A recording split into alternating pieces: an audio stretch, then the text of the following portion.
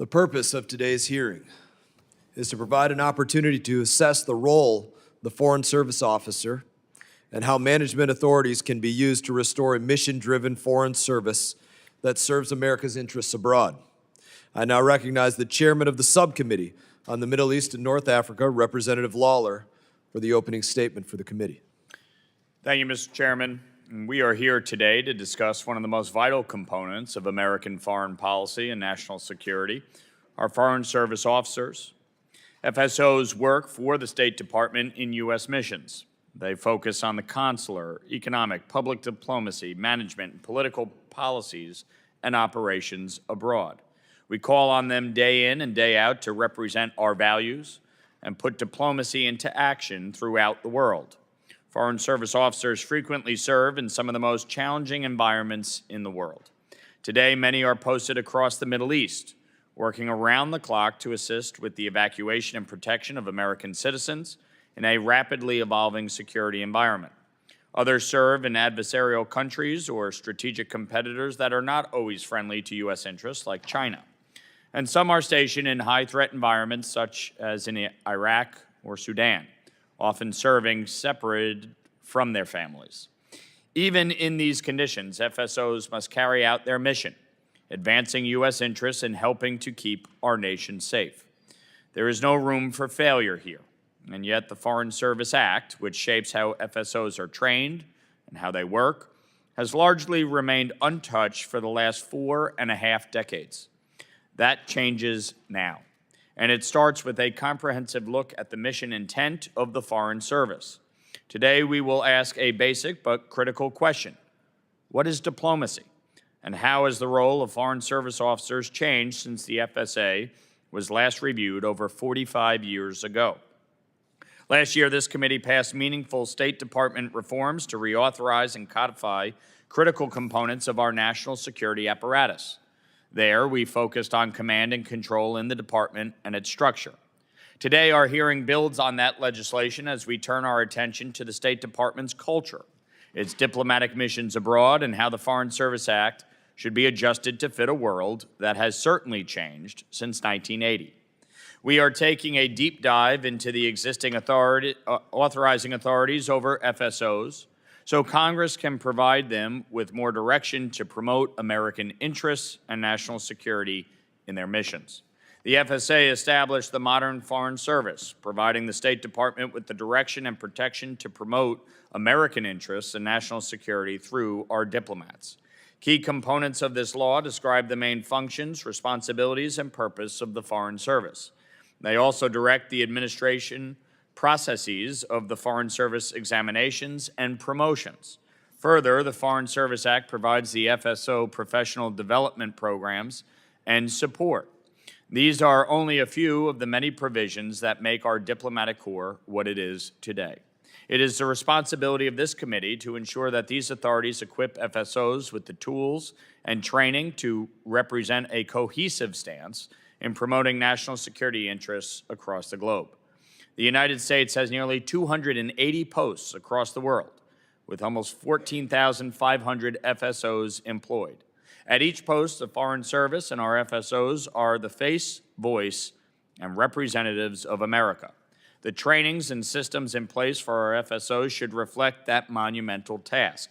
It is critical that the service and our FSOs are united in a clear mission and rooted in a culture that effectively supports the needs of U.S. foreign policy in this decade. Our witness today is Mr. Jason Evans, Undersecretary for Management at the State Department. Mr. Evans oversees the recruitment, training, and professional development of FSOs. He, along with Secretary Rubio, sets the tone for our diplomatic posture put forward by the Foreign Service. Mr. Evans, we appreciate your continued partnership and cooperation with Congress. And I just want to mention that this committee currently has 3 requests to your office that we look forward to hearing back on. These include a briefing on the department's internship and fellowship programming, a report related to the Diplomatic Reserve Corps, and information regarding A100 courses, FSO cones, and tradecraft courses. Getting answers here are vital to our efforts to ensure we are working hand in hand with the department to best equip our Foreign Service. Mr. Evans, we look forward to your testimony and to a robust discussion on how we can work together to ensure our diplomats and the service have a clear vision and mission that fits the needs of American foreign policy in this century and the demands of the future.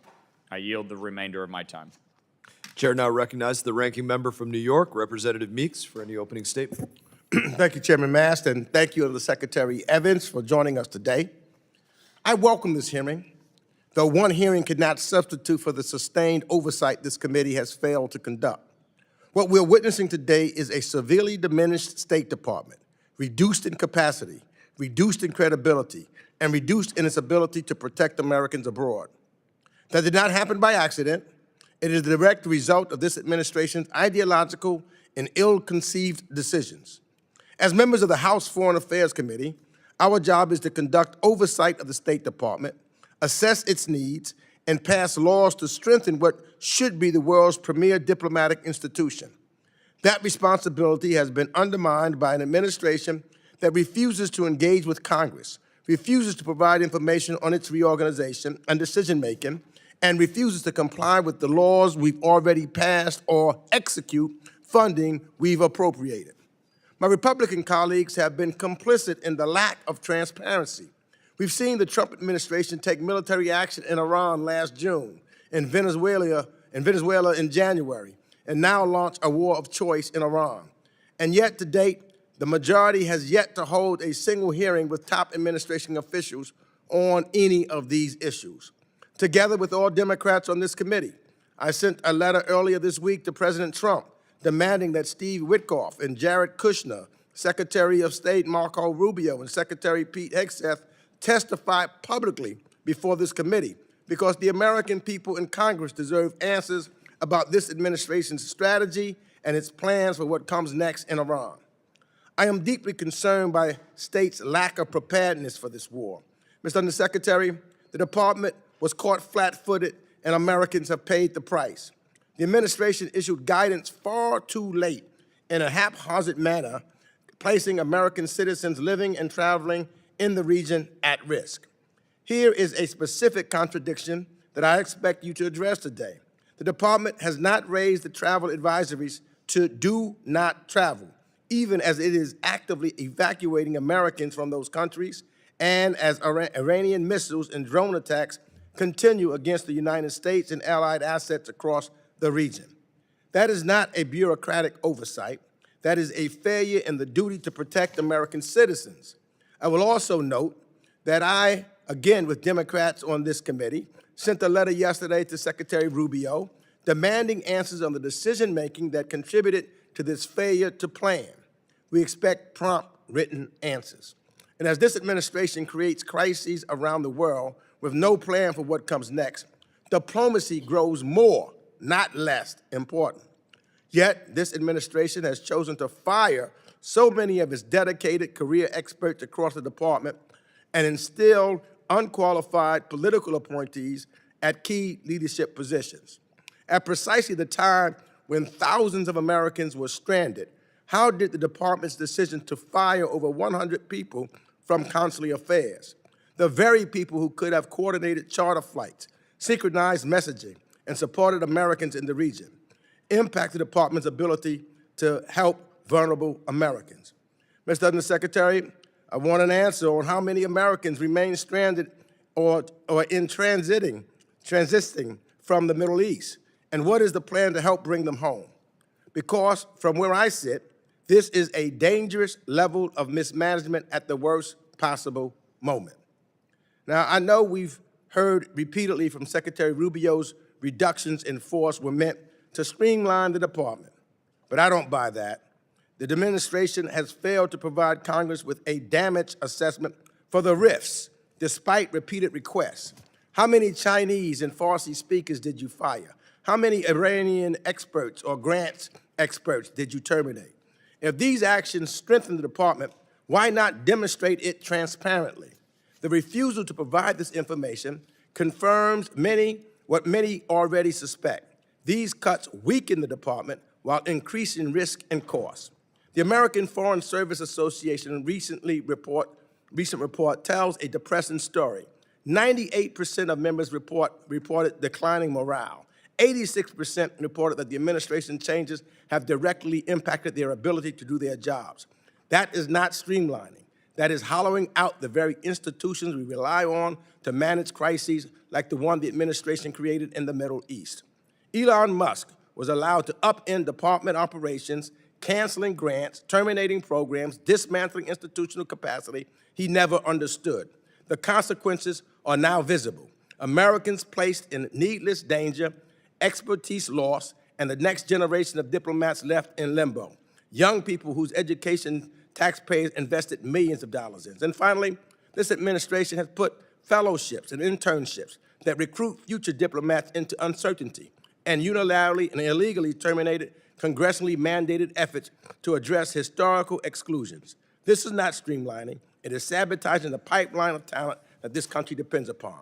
The Trump administration is systematically undercutting our diplomatic corps. It has recalled over 30 career ambassadors without replacements and purged subject matter experts and left 115 ambassador posts vacant, including in Saudi Arabia, the UAE, Qatar, Egypt, Algeria, Kuwait, and Iraq, at a time when they are most needed.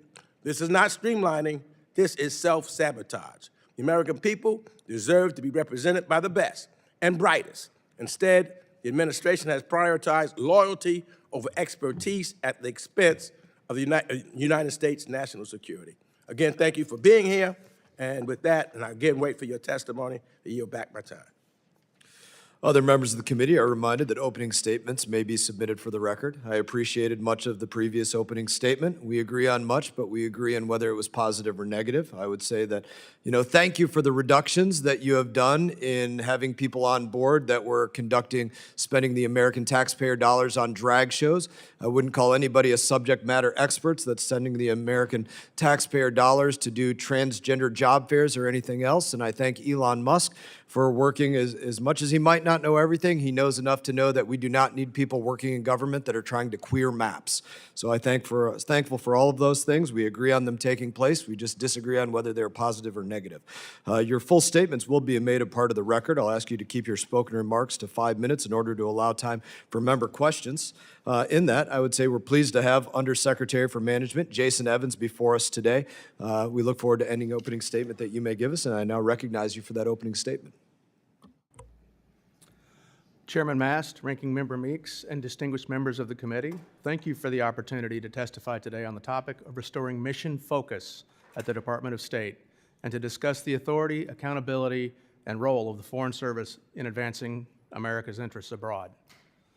The Foreign Service is the backbone of American diplomacy, and its officers represent our nation's values and interests across the globe. As a 24-year career Foreign Service officer, having spent time overseas in assignments in places such as Afghanistan, Hong Kong, and Brazil, I am acutely aware of the role of the Foreign Service and the management operations that support it. As the Undersecretary for Management, one of my mandates is to ensure that our policies and systems for recruiting, training, assigning, and evaluating the department's entire workforce, including Foreign Service officers, are thorough, fair, and mission-driven, and are in alignment with the administration's federal workforce priorities and guidance.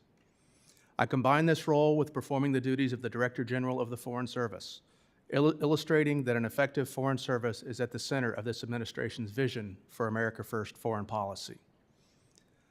The department long struggled to perform basic diplomatic functions due to its former organizational structure and management operations.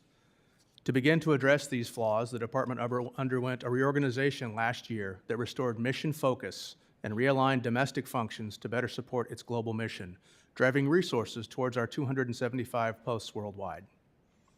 The actions taken by the department over the last year to reorganize have positioned us to implement much-needed workforce reforms and identify improvements in the Foreign Service Act. The reorganization refocused the authorities associated with each of the domestic bureaus and offices and better aligned our resources with the policy priorities we face in the modern era. It eliminated redundant functions, enhanced accountability, and empowered our people to deliver results. There is now a better foundation to address the current and future needs of the Foreign Service as a result of the reorganization and the new strategic priorities from the administration. The Foreign Service Act has been in place for nearly 46 years. Although our national security and foreign policy needs have changed significantly during that time, the Department's focus of executing the national interest of Americans remains the same. It is imperative that the Foreign Service be staffed with skilled officers to meet these new demands.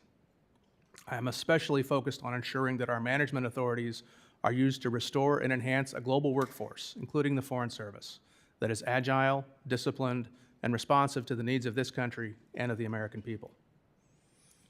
Given recent developments, I would like to take a moment to discuss the Department's role in the Middle East, as the embassy security and evacuation of American citizens fall under my authority. The safety and security of our personnel and facilities remains our highest priority. I have provided directions to Chiefs of Mission and Deputy Chiefs of Mission around the world on the security of our facilities. In addition to the usual global operations, Department employees are working 24/7 around the globe on task forces to assist American citizens, including their colleagues.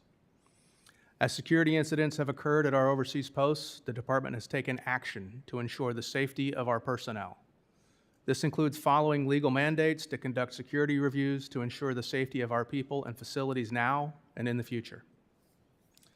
The Department has directed authorized and ordered departures from posts, the process whereby diplomats and their families temporarily return to safe havens away from their overseas assignments, and provided guidance and resources to support employees during these transitions.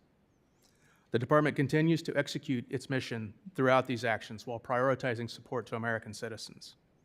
Over the last few weeks, the Department has assisted tens of thousands of American citizens. I want to thank the dedicated professionals around the world, which includes the Department's Foreign Service officers and our colleagues from other federal agencies, for their commitment to the safety and support of Americans.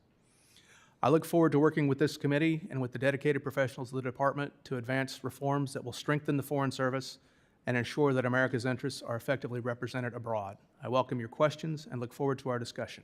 Thank you for your time and attention. Thank you for your testimony. I agree with much of what you've said. I see the only thing diminished in the State Department is aimless spending. We're about to put an embassy in Venezuela, which is amazing.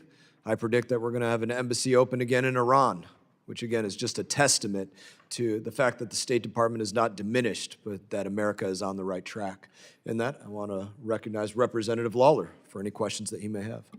Thank you, Mr. Chairman, and Undersecretary, thank you for being here, and I want to thank you and the Department, Secretary Rubio, for the coordination on getting American citizens out of the Middle East.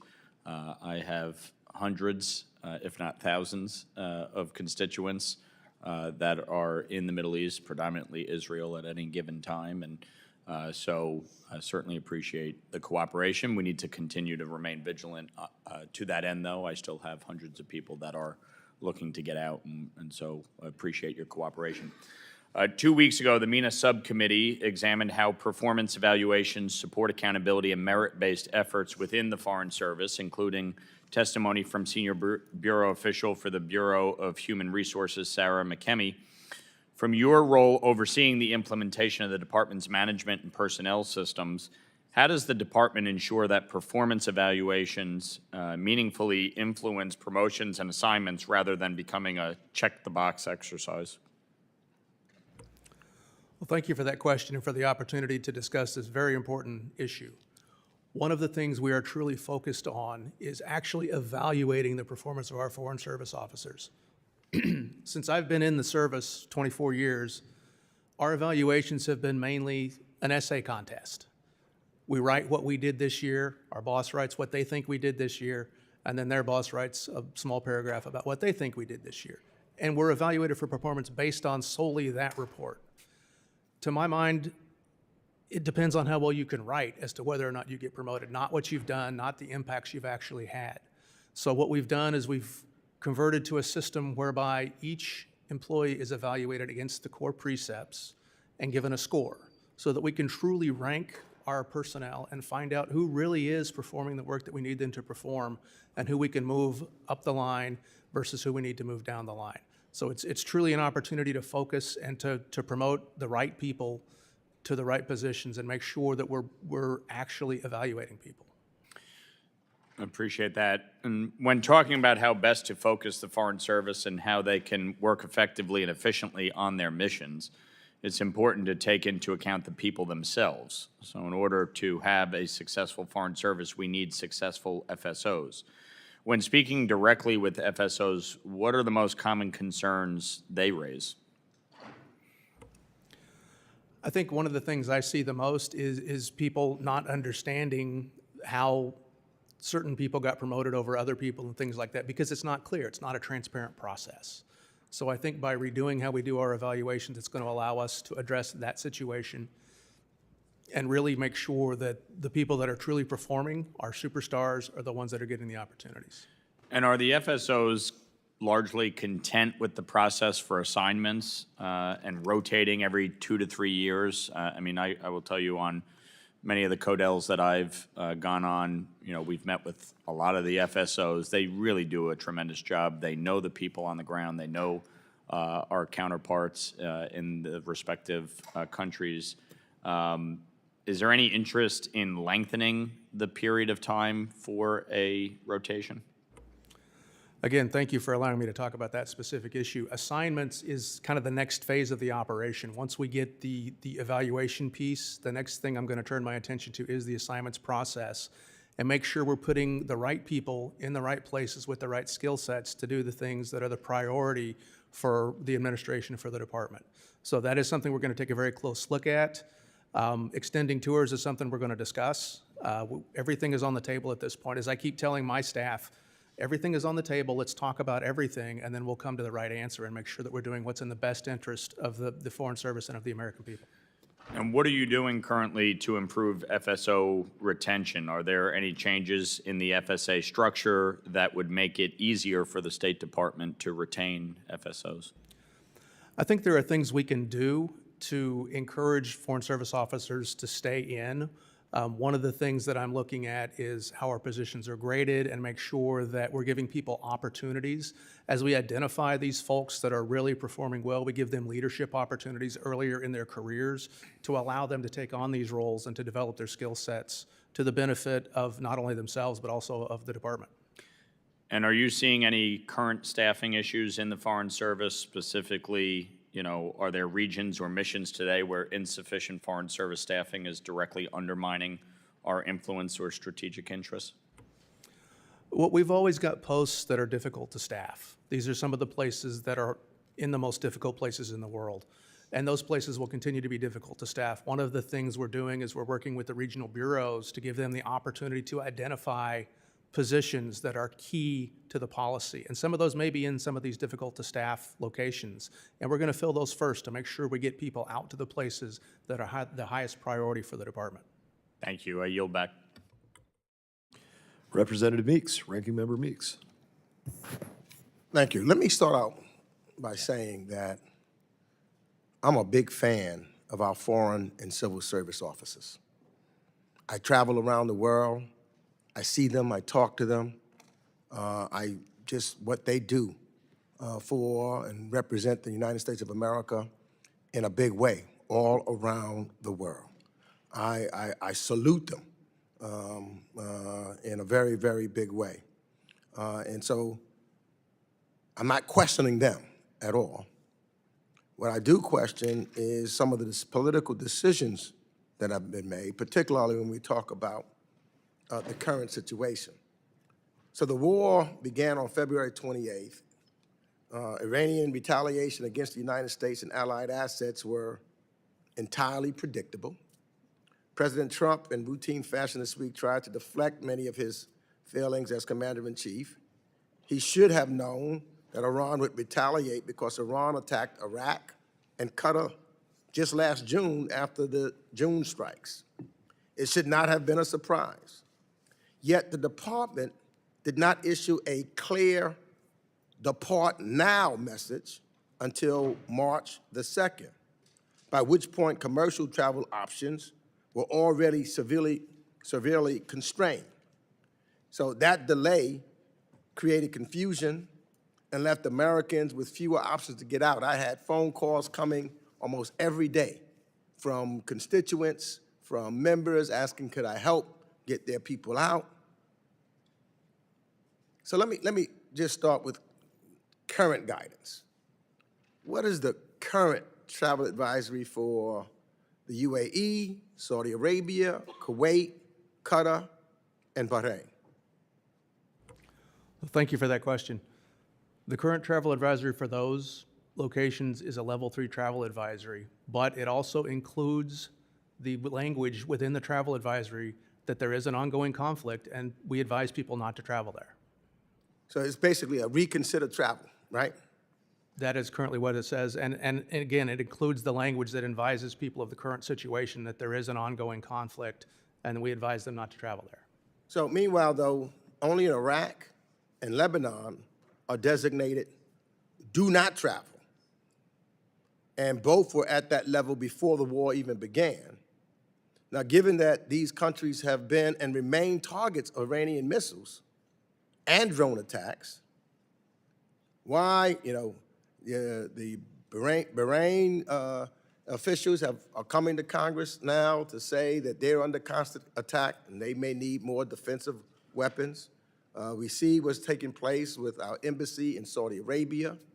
We know that the UAE has been under attack, as well as Qatar. So why has the department not updated these advisories to what it is in Iraq and Lebanon? Do not travel. Well, the situations in Iraq and Lebanon existed long before the current operation, and those travel warnings have been in place for a considerable amount of time. The fact that we haven't updated any of the others is due to the fact that we believe this is a temporary situation. This is an ongoing operation, but at some point it will end, and when it does end, the travel in those areas will once again be relatively safe under the restriction of please pay attention, please be aware of the current conditions in these locations. As we've instructed people now, we tell people there's an ongoing conflict. But we don't know when it's going to end, clearly. So we know that the Iranians and Americans could be subject to danger at any time because we know that these places are being struck now. So at least while the danger is there, it seems to me there should be a change in advisory so that we don't have to worry about American citizens being caught in this war. And there should be a change. I would find it difficult to believe that any American citizen in the region doesn't understand what's going on there right now, and anyone that's planning to go to the region doesn't understand the situation that they would be putting themselves in. But many are calling me now because they've had planned for trips previously. And they're looking at, they just go to the State Department and look at what the designation has been. And when they see, reconsider travel, they start asking because some of them had put money up and think, is it safe? They're calling to try to figure out. If they saw do not travel, number one, for many, that then will give them the ability to get out of some arrangements that they may have committed to, financially and otherwise, because many of their contracts will include that in there, that in the case of those kinds of threats. But if there's nothing of that nature, they either go because they're paid for, et cetera. And if we want to avoid having the same kind of situation that we have, shouldn't we, and we can anticipate, shouldn't we plan ahead of time as opposed to afterwards? For example, and my question before, say February 28th, was there any coordinated interagency planning conducted to prepare for the protection and potential evacuation of American citizens in the region before February 28th? Sir, I'm not at liberty to discuss the planning process within the upper levels of the State Department in this setting. I'd be happy to take that offline with you. Okay, I think the American people would like to know, but what about why was the Consular Affairs-led task force not stood up prior to the outbreak of hostilities? The way we operate task forces within the State Department is when a crisis occurs, we stand up a task force directed at that specific event. In this case, the Consular Affairs Task Force stood up very, very quickly, and we were able to staff it very quickly and begin reaching out to individuals in the region. We encourage everybody who travels overseas to enroll in our STEP program, because what that will allow us to do is to send them messages very quickly so they can understand when a situation is changing, when a situation is emerging. So we encourage people to roll in step, and we began issuing step messages almost immediately. I'm out of time, but it just seems to me if we know we're going to war, we should have planned beforehand, let Congress know, make the certain rulings so we can protect Americans. If we don't plan beforehand, then we plan to fail and put Americans at risk. I yield back. Representative Kim. Thank you, Chairman Mast, and thank you, Undersecretary Evans, for testifying today. Commercial diplomacy is a powerful tool for advancing our U.S. foreign policy while delivering tangible results and benefits to American workers and businesses. Yet, in my travels across the Indo-Pacific in my capacity as chair of the East Asia and the Pacific Subcommittee, I have repeatedly seen U.S. economic officers in our embassies who are tasked with the job they are not trained to execute, like the commercial diplomacy. Meanwhile, our Foreign Commercial Service Officer Corps is small, under-resourced, and disconnected from the embassy's strategic priorities. The result is that our embassies struggle to open markets for American industry, including small and mid-sized companies. And like my office, like many other congressional offices, receive emails and calls from constituent business owners that are operating currently abroad, but they need help in navigating an uneven playing field or a discriminatory business environment, but too often they don't know who the right person is, who is the go-to person, and advocate for them at the U.S. mission. The Foreign Commercial Service is only present in 80 countries, I understand. That means econ officers perform the commercial diplomacy function at 2/3 of our embassies and consulates. So can you differentiate between the role of a foreign service econ officer at the state and the role of a foreign commercial service officer at the Treasury? Thank you for that question, and this is an important conversation.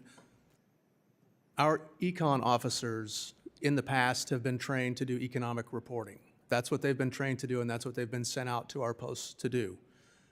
Now we are shifting to a situation where commercial diplomacy is our policy.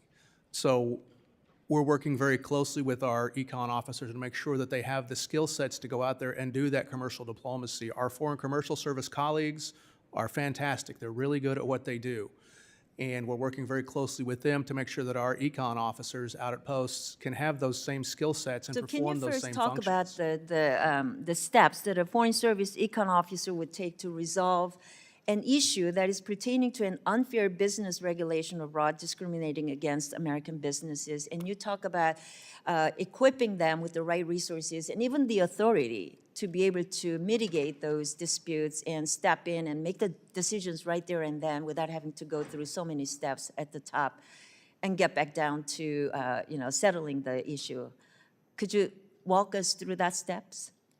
No, that is exactly what we're trying to do. We're trying to equip our economic officers with the ability to assess a situation, to understand the regulations in the countries that they're in so that they can assist American businesses.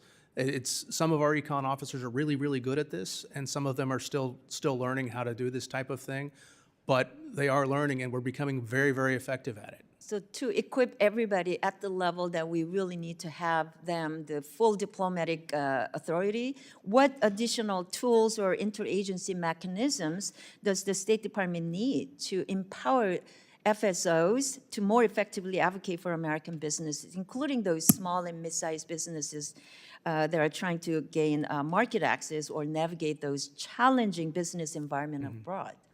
Yeah, that's something I'll have to come back with you on the specific authorities that would need to be able to do that, but it is something that we're going to look very closely at and make sure that we are training and equipping our economic officers to perform the commercial diplomacy function.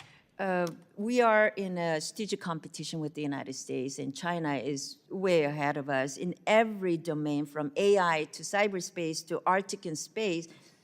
So Foreign Service must be prepared to upskill FSOs, and I know we're having this conversation, but we really need to hone in on technical expertise and fluency, including the cultural understanding. So I know your Foreign Service Institute, which I visited when it was first being open, or I think it was 2 years ago or something. So, but I know they are really focused on language skills, cultural understanding that is really needed in our FSOs to ensure America remains the partner of choice and have the competitive edge. Competitive edge also includes understanding their culture, their, being able to dialogue in the language where they are currently servicing. So can you talk about how the department prioritizes these resources and set clear benchmarks to build expertise in emerging domains like AI, space, cyberspace, and what additional authorities or support do you need from Congress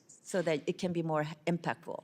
No, thank you. The National Foreign Affairs Training Center is an amazing organization, and in addition to the language training that you mentioned and the cultural training that you mentioned, we do a whole plethora of skills training to make sure that our officers have the skills they need before they go out to post. So that is something that we do out there at NFATC, and it's something we're going to continue to focus on. We're going to continue to put resources into to make sure we can address these things. Thank you very much. My time's up. I yield back. Gentlelady's time has expired. I now recognize the ranking member of the Middle East and North Africa Subcommittee, the gentleman from California, Mr. Sherman, for 5 minutes. Thank you, Mr. Chairman, or acting chairman of this full committee. We just had a hearing at the Middle East Subcommittee on these subjects. The title was similar, merit, accountability, and performance at state, and we had the head of the Human Resources Bureau. And of course, our subcommittee has jurisdiction in this area. I hope that this full committee would have a hearing on Iran and have government witnesses there. I pointed out at that hearing that the State Department needs people with business backgrounds, MBAs, CPAs, and rarely hires them because you've got to manage the State Department itself and you have to deal with business and trade issues. Our witness today is the counterpoint to my comments, not only an MBA, but a degree in accounting. I hope you're not rare at the State Department, but I believe you are.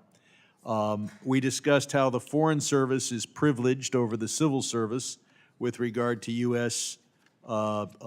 Positions. And we particularly discussed how while in private enterprise, the most valuable asset is your employees, we went in and doged a bunch of employees at the State Department, but we didn't fire people based on who was a good performer. We fired them based on what position they happened to have that particular day, and of course, a lot of people rotate in the State Department. It's kind of like musical chairs as to where you sit. If you happen to sit in the wrong place, you were fired, no matter how good a performer you were. So our hearing dealt with a lot of important issues, and those who are focused on this hearing may want to look at the transcript of that.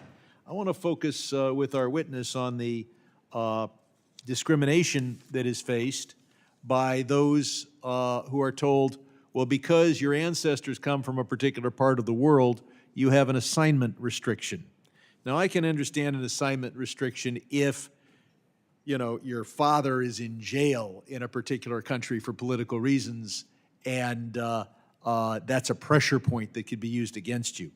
But what I can't understand is why we would not use the valuable linguistic and cultural knowledge that the American population provides. We still have people who are suffering under these restrictions, who have top secret security clearances. So they're trusted with the most valuable information, just not about the part of the world that they actually know something about or have a linguistic and cultural knowledge of. Do we still restrict people based on their ethnic heritage as to where they can work and what issues they can work on? Well, thank you for that question. We currently do not have blanket restrictions as you're describing. What we do is we assess each individual based on where they wish to be assigned. So we don't have a blanket like this. It's not blanket, but I've talked to quite a number of people who said, well, my parents or grandparents are from East Asia, so they won't let me work on East Asia. Do you still have that situation? It is much deeper than that. We do a full assessment of the officer and of their family connections to make sure that there is nothing that would compromise them if they were to focus on Is there that anyone who specific- doesn't have relatives in a country that might be oppressed who is told that they can't work on particular issues? I don't know of any specific cases where that has happened, but I'm happy to Do take we that back and doubt take a look the at it. patriotism of people based upon what country their ancestors are from? Absolutely not. Americans are Americans. Okay, in 2025, how many officers working on Bureau of Overseas Buildings Operations and Bureau of Diplomatic Security left due to firings, rifts, doges, et cetera? Do you know? There were very few. I know in diplomatic security, we terminated 0 diplomatic security special agents. There were some administrative staff that were involved in some of the reductions. Now, you contract with people to provide services. You owe $600 million for work already performed. What are you doing to make sure that your contractors are getting paid? We have a very robust review process, and we are making sure that all of our contractors who have performed legitimate work for the department are being appropriately compensated. But the delays are greater now than they were 2 years ago in those payments? I don't have the statistics on that. I can't say that. Well, I would hope positively that you one would way or have the other. statistics as to your total accounts payable and how many of those accounts payable are more than 30, 60, 90 days old. So would you provide that for the committee? Be happy to find that out, yes, sir. Thank you. Gentleman's time has expired. I now recognize Representative Moylan for 5 minutes. Thank you, Mr. Chairman. Undersecretary, thank you for your statement, especially like one of the answers to the questions regarding how you improved on the evaluations. That's really helpful, and as an Army veteran myself, I understand that mission clarity is so important to morale, recruitment, and how we retain our officers. Our Foreign Affairs Service officers deserve to understand how the work contributes to national security. And our diplomats are the frontliners, I consider, in countering Chinese influence abroad. They serve as diverse and critical roles and act as commercial or economic diplomats, intelligence collectors, and negotiators too. And without the FSOs, we lose influence abroad to the PRC and other adversaries. So Mr. Evans, you touched on this a little, but further clarify what makes an economic officer different from a Treasury attaché or a foreign commercial service officer? And what responsibilities do we expect of our economic officers? Well, thank you for that question. As I mentioned earlier, our economic officers have been trained to do economic reporting. They haven't had a whole lot of training on the economic commercial diplomacy piece that we are now shifting to. This is a relatively new development within our service, and we're working very hard to make sure that our economic officers do have that skill set. Many of them do. Many of them, when they go out to post, are put in situations where they have to figure this out, and they do an outstanding job. Our Foreign Service officers are some of the best and brightest out there, and especially our economic officers who go through years of economic training to be able to become an economic officer. So we have the ability to really train these folks and make sure that they have the skill sets to do what they need to do alongside our Foreign Commercial Service officers. Okay, and as we're recruiting for cones in the foreign services, is it a standardized FSOT sufficient to determine the success as a political, economical, or other cone? Well, thank you. We recruit generalists.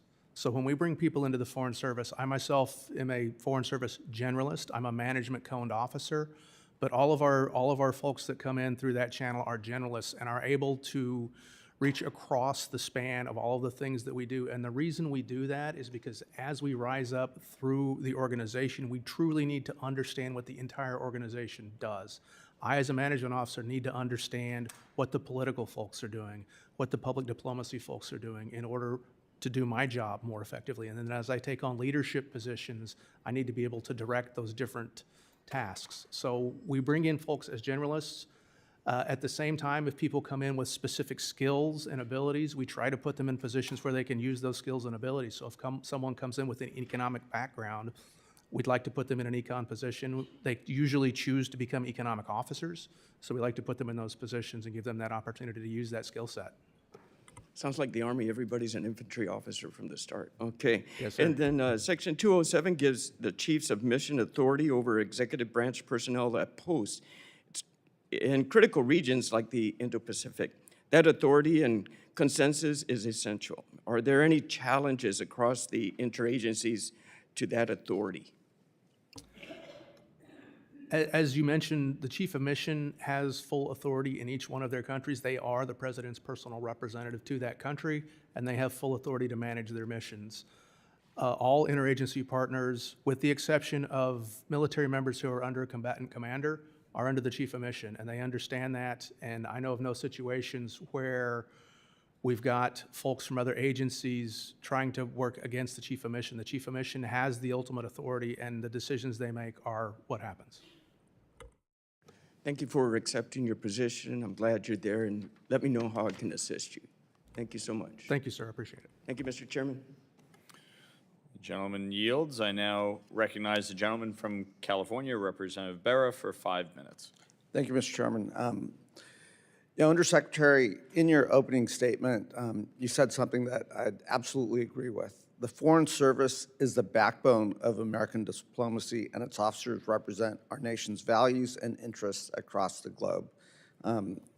Mr. Lawler from New York also talked about the importance of our Foreign Service officers. I've traveled with many members in this committee, as well as our colleagues on both the Democratic and Republican side, and understand the real value that our Foreign Service officers provide, both managing our CODELs, but also in combat zones, in tough environments, building relationships and so forth.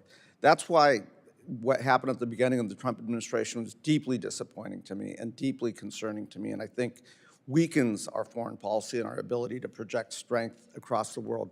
General Mattis, who I deeply admire, President Trump's first Secretary of Defense, put it succinctly that, yes, we need a strong Department of Defense, Department of War, whatever you want to call it, but we also need equally strong diplomacy tools and development tools.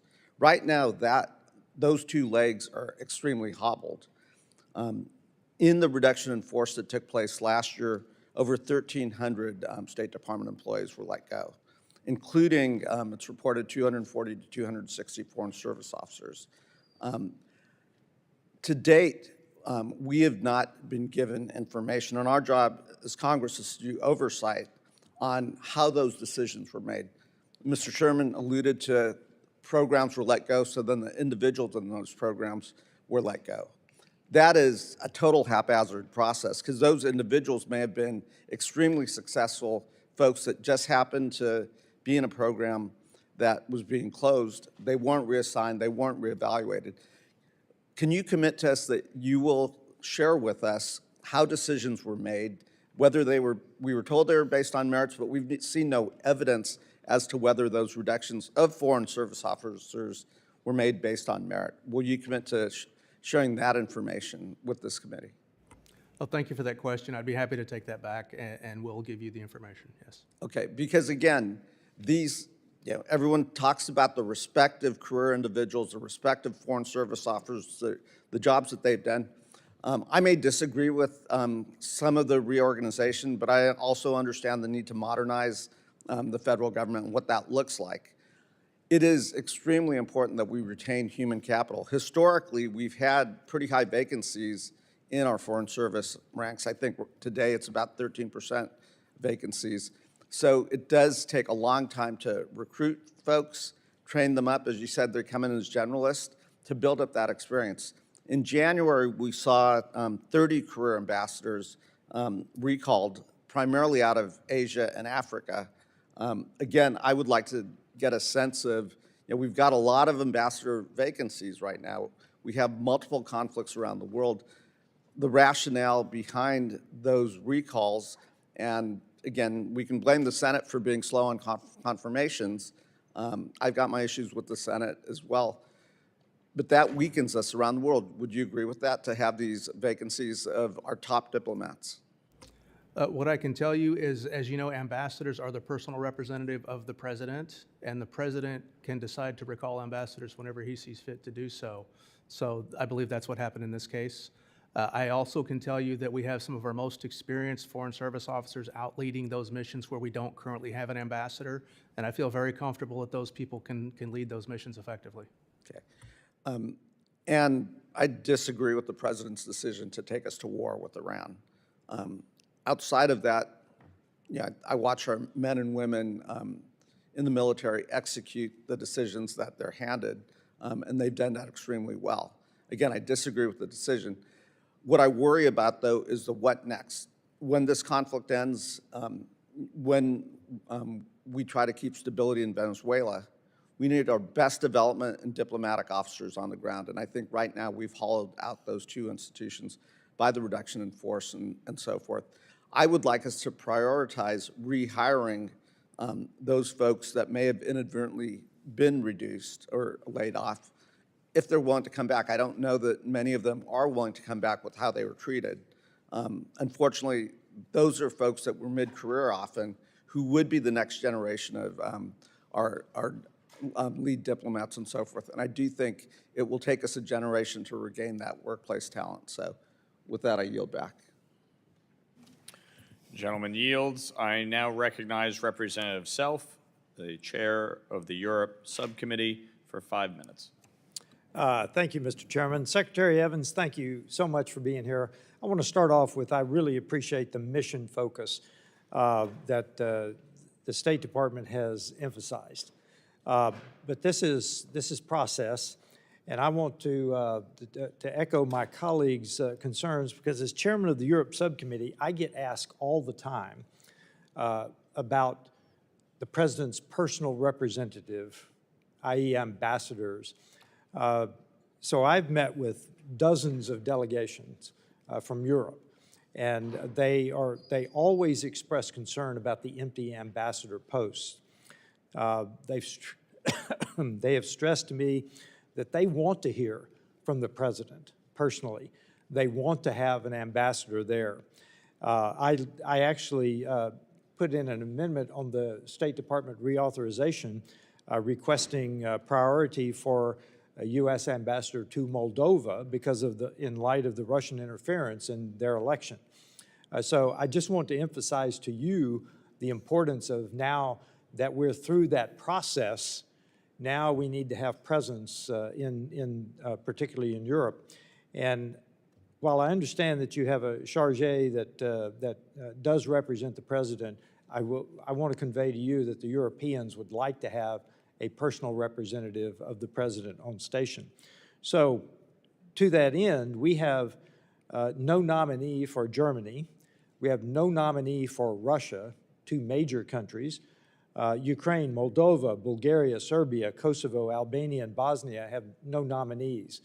And these people would like to have the president's personal representative. We have nominees pending in Hungary, Iceland, Norway, Slovenia, Cyprus, and frankly, President Trump has removed holdover ambassadors from Montenegro, Slovakia, North Macedonia, and Armenia. So that's a significant list of European nations that need to have ambassadors. So I would just ask you to take that back, and I'd appreciate any comments, because that's a significant number of our closest allies, NATO and EU partners, that do not have ambassadors. No, thank you for that comment. We'll certainly take that back. And, you know, as I mentioned, as you know, the president decides when and where to send ambassadors. When he makes the decision to send somebody out there, we are more than happy to get them out there as quickly as possible. Well, I certainly interact with my European delegations that come in, but I am not the ambassador of the United States, and they would like to have one. So thank you. So now, when we get to the chargés, how many of those are holdovers in Europe? Because we want this process to work. So we have America First chargés if we don't have an ambassador. How many of these are holdovers? I'll have to go back and get that exact statistic for you. I know that as we rotate through our normal cycle, a lot of those folks have already cycled out from their previous administration. So we're in a situation where I think we have good leadership at the places where we need to have good leadership. But I'll be happy to go back and get that exact number for you. Yeah, I would appreciate that, because this is my main concern when I talk about the Foreign Service in Europe, is getting ambassadors in place. With that, I want to, Mr. Chairman, I yield back. Thank you. Thank you, Representative Self. I now recognize Representative Jacobs, the ranking member of the Africa Subcommittee, for 5 minutes. Thank you, Mr. Chairman. Undersecretary, I want to discuss this administration's plan to keep Americans safe ahead of the president's reckless war in Iran.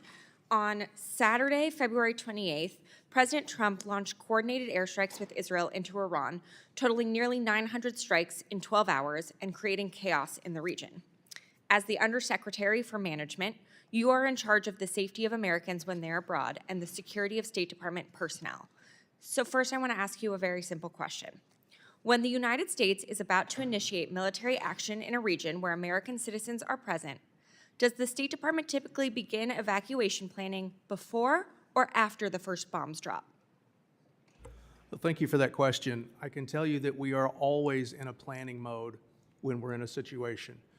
All of our embassies have emergency action plans in place. They review those plans constantly. And as tensions rise in a certain region, they pay very close attention to those plans. So we do have plans in place for any eventuality. It could be a military action, it could be a natural disaster. But we do have plans in place to be able to effectively take care of our people and take care of American citizens. Thank you. As someone who worked at the State Department, I know that the answer is that planning is always done before a conflict erupts, even in cases where we have no actual control over the conflict. And in this case, the United States initiated this war of choice. So typically, we plan in advance. We would notify people in advance. In the case of Iran, were you personally aware of the United States' plan to strike? As I mentioned before, I really don't want to discuss the Okay, so you planning can't process tell me within whether the you State knew that the Department. U.S. was about to strike. Undersecretary, this should be pretty straightforward. We were all following the news about the U.S. military buildup in the region and reports that the administration was deciding on military action in Iran. And even Secretary Rubio had warned of the risk of Iranian retaliation against U.S. interests in the region. So we typically prepare for evacuations beforehand. All common sense tells us that you knew that the U.S. was preparing for war in Iran. Earlier, and just now, you said you can't say in this setting whether you started planning on or before February 28th. But the bigger question is, why did it take until March 2nd, 3 days into this war, for the Assistant Secretary of State for Consular Affairs, Maura Namdar, to post on X for Americans to depart now using available commercial transportation from 14 countries? We were working through our processes. Our step messaging began immediately. It did not. Undersecretary, by March 2nd, most commercial flights in the region had stopped. You told Americans to use transportation that no longer existed. I can tell you personally the step messaging didn't say that because my aunt and uncle live in Israel and were trying to leave, and they did not get any messages from the State Department until March 2nd. So to recap, you knew that you planned beforehand, you had the information to do the planning, and clearly none of the planning actually took place. And just to put this in context, in August of 2021, when Kabul fell, the State Department faced justified bipartisan criticism, including from myself, for failing to evacuate American citizens and Afghan allies fast enough. Republicans on this committee, many still serving, called it a catastrophic failure of planning. And they were right. The department should have been better prepared for a deteriorating situation, even one that moved faster than expected. But Afghanistan was a withdrawal from a 20-year war in a country where the government collapsed faster than anyone in the intelligence community predicted, and the administration did not choose the timing of the Taliban's advance. Iran is the opposite. The administration chose to start the war. It chose the date. It chose the targets. It had weeks of military buildup. Secretary Rubio himself warned of the risk of Iranian retaliation. Every signal available said Americans in the region are in danger. Given that the administration had full control over the timing, why was it that in Afghanistan, the first evacuation flights left within 48 hours of the Taliban entering Kabul? In Iran, it took 3 days for the department to even post a depart now notice. And by then, commercial flights had stopped. In Afghanistan, the military ran a massive airlift. In Iran, stranded Americans were told not to rely on their own government for help. That is what your own recorded hotline said. Why is it that we were unprepared to evacuate Americans on a crisis that we started, and we were more prepared to evacuate Americans from Afghanistan in a crisis that we didn't start? I would not say we were not prepared. I believe we were prepared. We began doing land operations to move people out of harm's way as quickly as possible.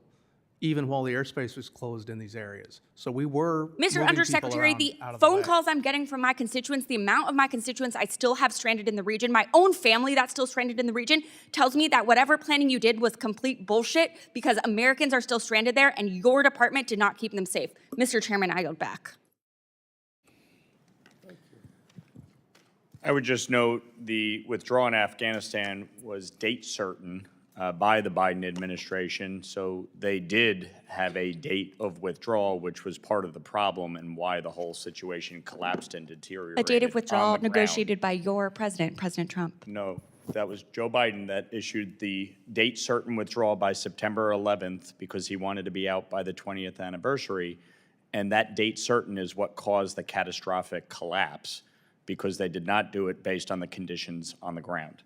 I now recognize the gentleman from Tennessee, Representative Burchett, for 5 minutes. Thank you, Mr. Chairman. Sir, the two great things I think the State Department is promoting now and should promote are capitalism and democracy. I think we've kind of made a mess of that in the last 4 years, and hopefully we can pick it up under the Trump administration. I think we are with the, I can't imagine us showing our strength in another country by talking about transgenderism and all this demonic nonsense that we seem to be wanting to put out. So I salute y'all for trying to correct that. How is the Foreign Service planning to align its diplomatic priorities with U.S. national security interests? Thank you. That is a very good question, and I appreciate the opportunity to talk about this. Sir, as you'll you- get nowhere by complimenting me. You need to start out by insulting me. That usually works better for I people in apologize. Congress, I'll, all right? I'll come back to that later. But thank you, brother. No, I appreciate the opportunity. We are currently working through our Bureau strategic plan within the State Department, which will very closely align with the national security strategy and the President's management agenda. We're using those two documents as the basis for what we're doing within the State Department. And as we plan through the department and work down through our Bureau strategic plans, our agency strategic plans, and our different office plans, we're using those as the framework. So we're very closely aligning what our future planning looks like with the President's priorities. One of the things I like about the Trump administration is the transparency we're seeing. But how is the State Department ensuring that the Foreign Service selection boards are operating based on merit and being fully transparent? Well, thank you again for that question. We have made some adjustments to the Foreign Service selection process. We're basing it on merit. That is what we're doing. We've rewritten the Foreign Service officer test to focus on judgment and skills, make it a more of a skills-based assessment. We've removed the sort of narrative what-if questions, and we're really focusing on, can somebody perform the job? Are they able to demonstrate the judgment that is required to be a Foreign Service officer? Because at the end of the day, that's what we hire people for. We hire people for their judgment. Skills can be taught. Judgment is something that you have to come with. So that's what we're really looking for. I have a saying about coaches or people in general, just put the best player in, coach. I like that idea, brother. What changes need to be made to the evaluation system to make it more merit-based and rigorous? Or I guess you've already made those, but if you could reiterate those again. Certainly, happy to talk through it. What we're doing is we're going to evaluate each individual officer against the core precepts, the things that we've defined that are important for success in the Foreign Service. So, and we're going to assign a score to each one of those things, and we're going to rank people. And what we're also going to do is we're going to hold supervisors accountable. If supervisors decide that every one of their direct reports is a superstar and gives everybody a 5, then that's going to look poorly upon that supervisor. We actually expect them to rank people. People that come in every day and do an outstanding job, that's what we expect. That's the norm. People that do exceptional work, those are a little bit higher, and then the true superstars are going to be a little bit higher than that, which will allow us to truly identify the people that are doing the best work within the department and give them the leadership opportunities and the promotion opportunities and the assignment opportunities to put them in the places where we can best utilize their skill sets. Now, how are y'all holding those Foreign Service personnel accountable? We're absolutely holding people accountable. As some of you may know, over the past few years, we have not been low-ranking personnel. The personnel that don't perform have not been low-ranked or recommended for selection out. We're going to start doing that again so that we can identify the people through this process of evaluation. We can identify our officers that aren't quite meeting the mark. And the first step in that process is to work with that person to see if we can develop the skill sets that they're lacking to bring them up to speed. And if we get to a situation where that person is just not right for the Foreign Service, then we'll make a different decision. But we are really looking very closely about not only the top end of the evaluation process, but the bottom end. You know, in pro sports, you see these millionaire ball players, won't go into all that, but they, when they do a good play, make a good play, they get a star on the back of their helmet. And that's something that they pride themselves on. Are the promotions that you all have, are they competitive? Promotions are competitive, but through this evaluation process, they're going to be even more competitive, and they're going to be based on actual data as opposed to a subjective look at their writing essay contest exercise that they performed to write in what they think they did. We're actually going to have numbers assigned, and we're going to be able to actually rack and stack people and determine who really is performing well. Mr. Chairman, I yield back -2 seconds. Thank you, Representative Burchett. I now recognize Representative Casa for 5 minutes. Thank you very much, Mr. Chairman, members of the committee. Many of us, as part of our role and responsibility in this committee, travel throughout the world, meeting with some of our best and brightest in our embassies and offices that are in difficult posts, as you noted from your own comments, difficult posts to fill. And of course, I think we all make a distinction between political appointments of ambassadors and appointments of career service people in parts of the world that are dangerous, difficult, and needing to have the background and experience and language and culture that is critical for that post that they are serving. I think many of us on a bipartisan basis have very concerns with the hollowing out that's occurred in the last year of the State Department. You or your counterparts with the reduction in force have dismissed over 1,350 employees last summer. I think the readiness for our needs in the Middle East have been exposed. You fired Arabic and Farsi department speakers. These are not easy to replace, to have people who have the expertise in the languages necessary. You've taken staff from passport services, management, fraud prevention, and IT services, and these are core functions of the Bureau of Consular Affairs, particularly in urgent crises like now with this war in Iran. And despite some of that treatment, some of these public servants still sought to help thousands of Americans who were left stranded in the Middle East, but were rejected. I'd like to enter into the record with the unanimous consent a CNN article entitled "A Shell of Its Former Self: How Trump and Musk's Spending Cuts Are Hampering Our U.S. Government Readiness Amid the Iran War."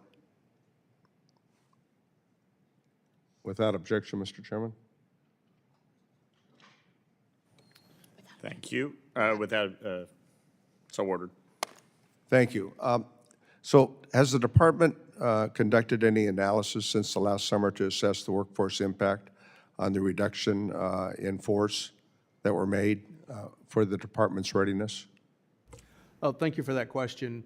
As you know, the reorganization was done in order to help streamline the organization, to help reduce redundancies, and to help us really focus on the priorities. No, we understand what the purpose Feel like is. That we've wasn't done my that. question. Have you conducted an analysis of what that has done?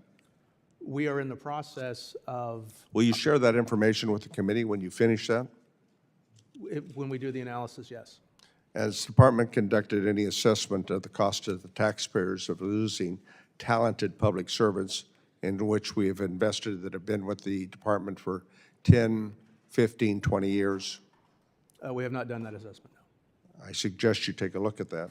You know, I was reading in December, the American Foreign Service Association released a report that 98% of its members reported a declining morale in the department, and 86% said the department's administrative changes affected their ability to carry out U.S. diplomatic priorities. I mean, right now in the middle of this war, one of my colleagues noted a moment ago the lack of ambassadors in those posts, and the fact that in other places there are not even nominees that have been assigned by the president for those posts. Don't you think that's a problem?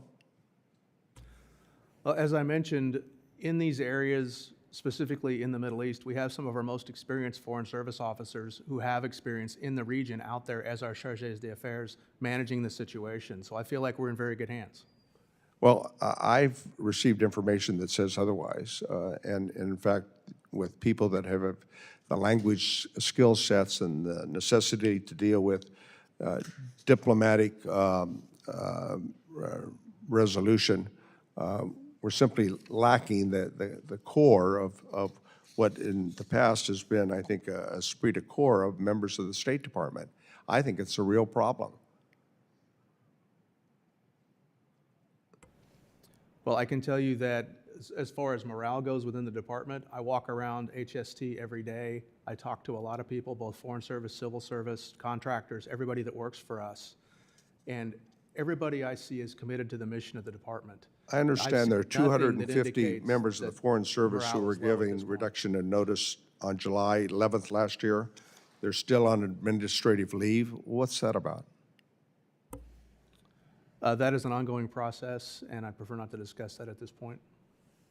Well, Mr. Chairman, my time's expired, but I think that frankly, it is the burden of proof that you carry to determine whether or not we have the people in the right place to do the difficult challenge that we're faced with today. And I think that you've got to do a better job at making your case. Yield back the... Gentleman's time has expired. I now recognize Representative Baird for 5 minutes. Thank you, Mr. Chairman, and thank you, Mr. Undersecretary, for being here. We appreciate it. And you well know that technology is rapidly advancing across the globe. There's a necessity for our diplomatic corps to have technical knowledge about emerging technologies like artificial intelligence, quantum computing, next generation communications, and more. And our principal adversary, China, understands the significance of implementing technology through diplomacy. The Digital Silk Road and the digital counterpart of the Belt and Road Initiative was launched to enhance partner nation adoption of Chinese technology. The United States has prioritized training diplomats to counter China's embedding of communist technology into the global infrastructure and supply chains. And as a member of the Committee for Space, Science, and Technology, I recognize the importance of artificial intelligence being responsibly integrated into our government systems. So my question is, what's the current status, in your opinion, and how successful have you been of implementing the State Department's State Chat? And what kind of setbacks may you have had or not? No, thank you for that question. I'm glad to have the opportunity to talk about this. State Chat is the State Department's AI that we use within the department. It is a contained system. It is not open to the internet, so it is controlled. That way we can control our information. It is a very strong and robust tool that we use for things like translations, for research. One of the areas where it has been especially helpful is on our FOIA requests. We've been able to use AI to help us respond much more quickly to FOIA requests and get information out the door as quickly as possible. So we are looking for opportunities to use AI where it makes sense to do so and where it doesn't expose our information. Super. But in the same vein, that system is really not for classified information. It's sensitive but unclassified information. Is that correct? That is correct. So how do you think we ought to, do we have a system then to do classified information as well? We do not at this time, but we're looking at developing something. We don't have anything in place at this point. I think that would be important too, and I'm sure you do too, because you got things that ought to be classified and other things that need to be communicated. So, right along that same vein, could you give me some idea of why you think the State Department's thought we ought to do an in-house AI system rather than purchasing something that's... Yeah, certainly. We did purchase a commercial tool. Oh. And then we brought that in-house so that we're not exposing our data to the wider, broader internet. So we are using a commercial tool within the State Department. Super. I want to go into another area. There's currently over 90 ambassadorships that are vacant. and not accounting for vacancies that have a nominee currently being considered in the Senate. So the confirmation process is strenuous and rightfully requires proper vetting, of course. However, it's important that President Trump's foreign policy agenda is represented by politically trusted officials, so instead of career bureaucrats. So what could Congress do to reform in the ambassador confirmation process to expedite the chiefs of mission being ambassadors that represent the incumbent president's agenda? No, thank you for that question. I believe the confirmation process, as you mentioned, is long and arduous. I've been through it myself to get this position, so I'm familiar with what it takes to get through there. I think if we can streamline the process in any way, as far as the information and the vetting and that type of thing, that would be very helpful. I agree that the quicker we can get ambassadors out into the field, once the president determines that this is the person that he wants out there, the quicker we can do that, the better off we're all going to be. Thank you. Appreciate your answers, and I yield back. The gentleman yields. I now recognize Representative Olszewski for 5 minutes. Thank you, Mr. Chairman. And I thank our witness. I actually want to pick up here where my colleague, Representative Costa, left off things. And talking about needless firings and rifts, Maryland's no stranger to the Trump administration needlessly firing people. We've lost 25,000 hardworking, dedicated, and talented employees in Maryland who were needlessly fired last year. But I want to focus more on your area of expertise, Mr. Evans, because I do want to follow up and understand why, Undersecretary Evans, the department justified rifts across code skills while there are hundreds of FSOs in that same wide variety of skill sets available. I want to understand how we justify the massive taxpayer expense of the recruitment, security clearances, and training for new FS hires when 250 fully trained, cleared, and ready-to-work officers are immediately available. And in your own words today, your own testimony, you said that as an field FS generalist, you were, quote, able to reach across the span and do everything. So why weren't these existing officers able to go after these new opportunities? Well, as we went through the reorganization, we determined that there were some functions that the organization was performing that were not aligned with our current priorities. And Sure, so that's fine, but these are generalists. They should be able to apply for new opportunities, right? we eliminated those positions, and in the process of doing that, we eliminated the personnel that were in those positions. Without any opportunity to apply for other openings that you've now hired for. At that point, yes, and we haven't refilled. But why did those you do that? positions. Those positions that we eliminated were eliminated. We did not refill those positions. But you've hired new FSOs since. Why weren't the existing officers who've already gone through the training, the security clearance, allowed to apply for those new positions? We were bringing in new FSOs because that is the important pipeline whereby we continue the Foreign Service moving forward. We need to be bringing in new personnel at the bottom of the pipeline. We had a situation in a previous administration where we stopped hiring, and it created a hole in the middle ranks of our service, and we're working to fill that by bringing in the new personnel and pushing those folks up through the system. So it has nothing to do with the latest update to promotion and tenure where the State Department added hiring questions designed to measure, quote, patriotism and evaluation criteria based on fidelity. No, sir. Because I think these changes can undermine the Foreign Service's nonpartisan foundation and threaten that merit-based system that has long defined professionalism. What's the intent, then, for the department with these recruitment changes? What does it seek to remedy? What we're working on is making sure that we have the best people that can perform in a merit-based system and that can represent the United States overseas. That's it. Who can exercise good judgment. As I mentioned earlier, the key factor for a Foreign Service officer is judgment. So we're looking for someone to come in that has judgment, and then we can train them on the other things that they need. Let me ask you this. Do you look at applicants' political donations or political statements on social media as a factor into the hiring process in any way whatsoever? I do not believe we do that now. Okay. Again, I think my colleague was right here. It is sort of mind-boggling to me that we have dedicated public servants who have given their lives, and as best I can tell, have zero performance issues.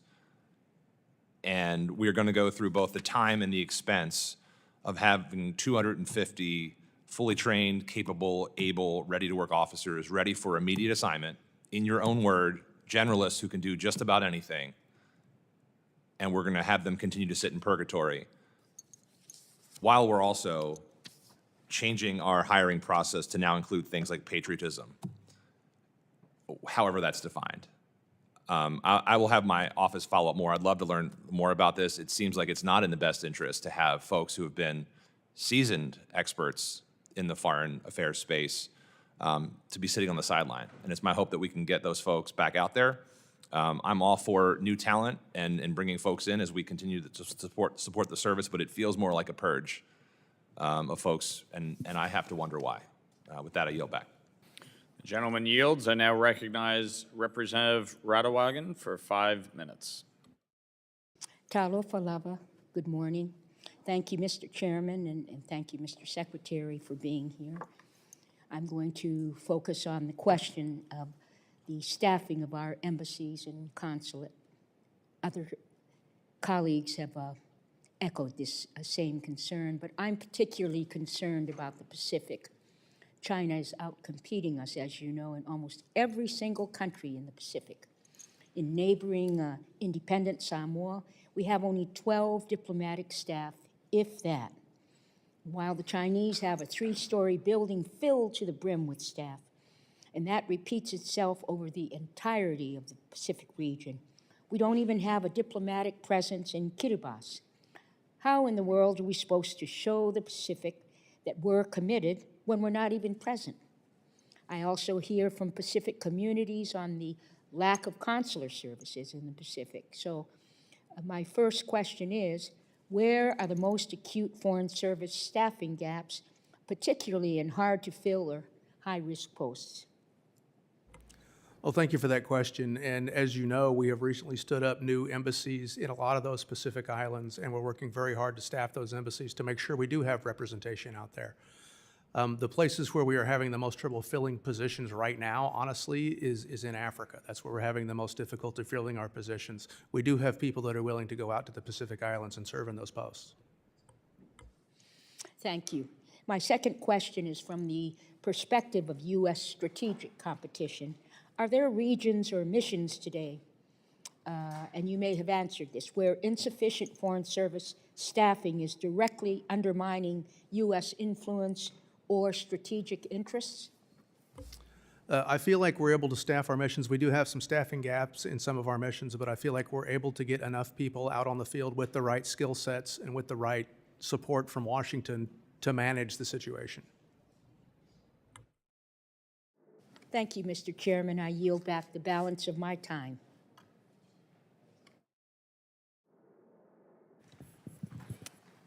The gentlelady yields. I now recognize Representative Jackson for 5 minutes. Thank you, Chairman Lawler. Thank you, Ranking Member Sarah Jacobs. Thank you, Mr. Evans. It has been reported by the New York Times that the U.S.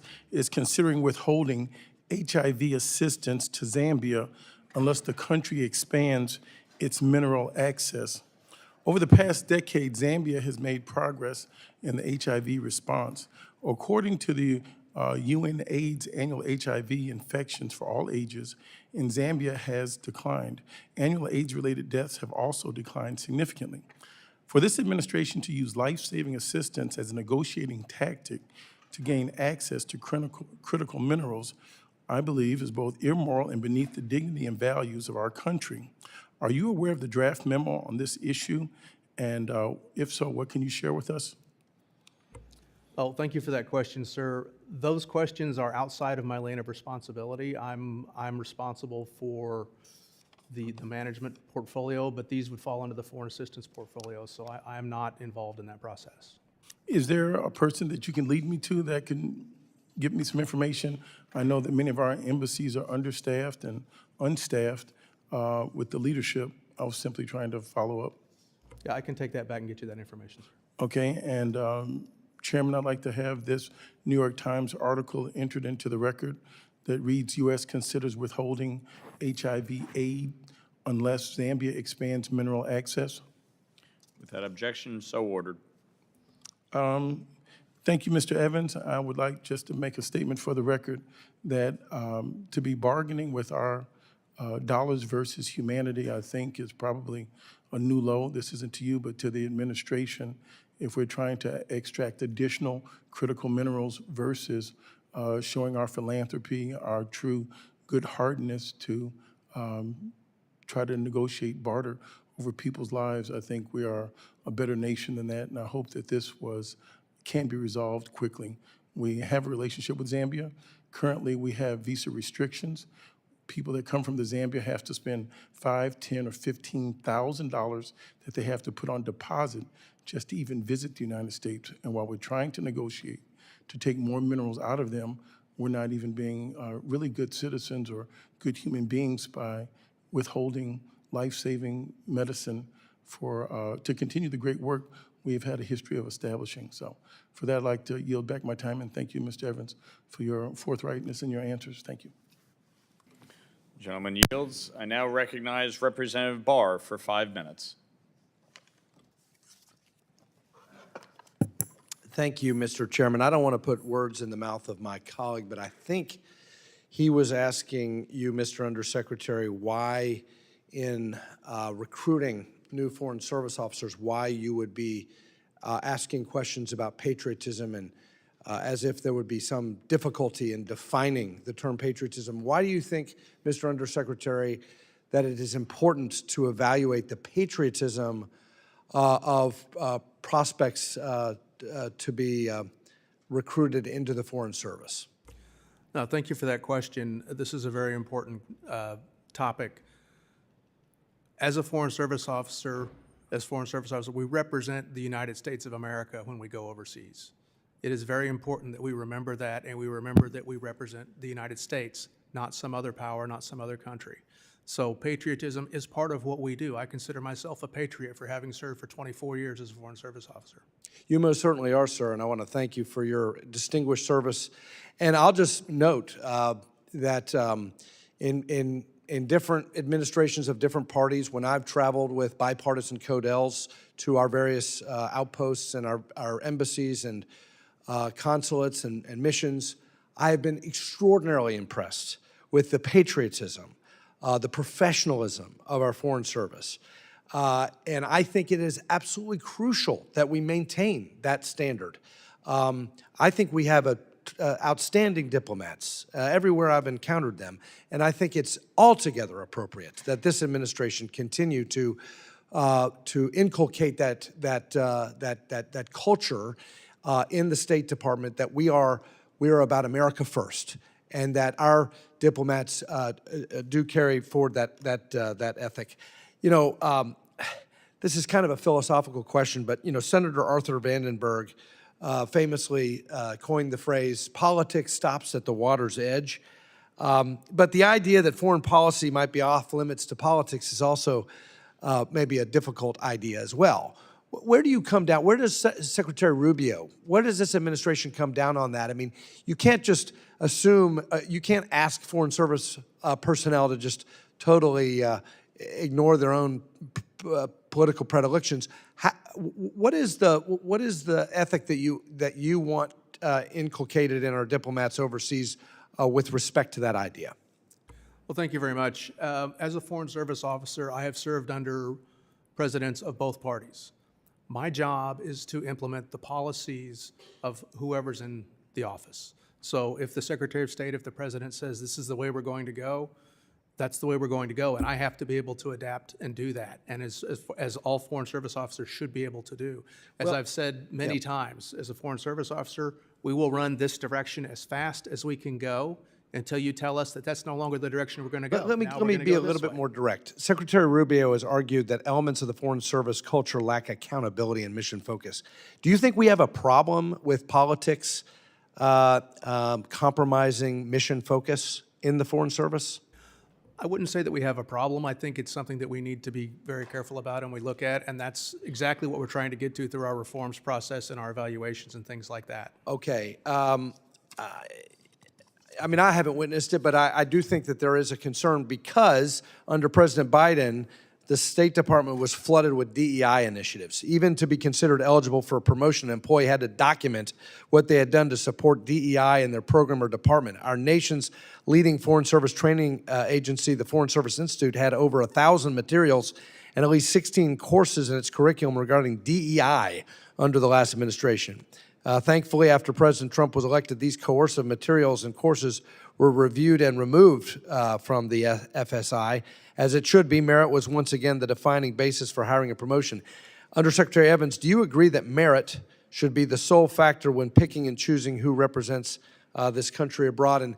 And is taking this focus on DEI, is that advancing the point that you were just making, that that Foreign Service personnel follow the direction of the administration, the Commander-in-Chief, the President in charge at that time?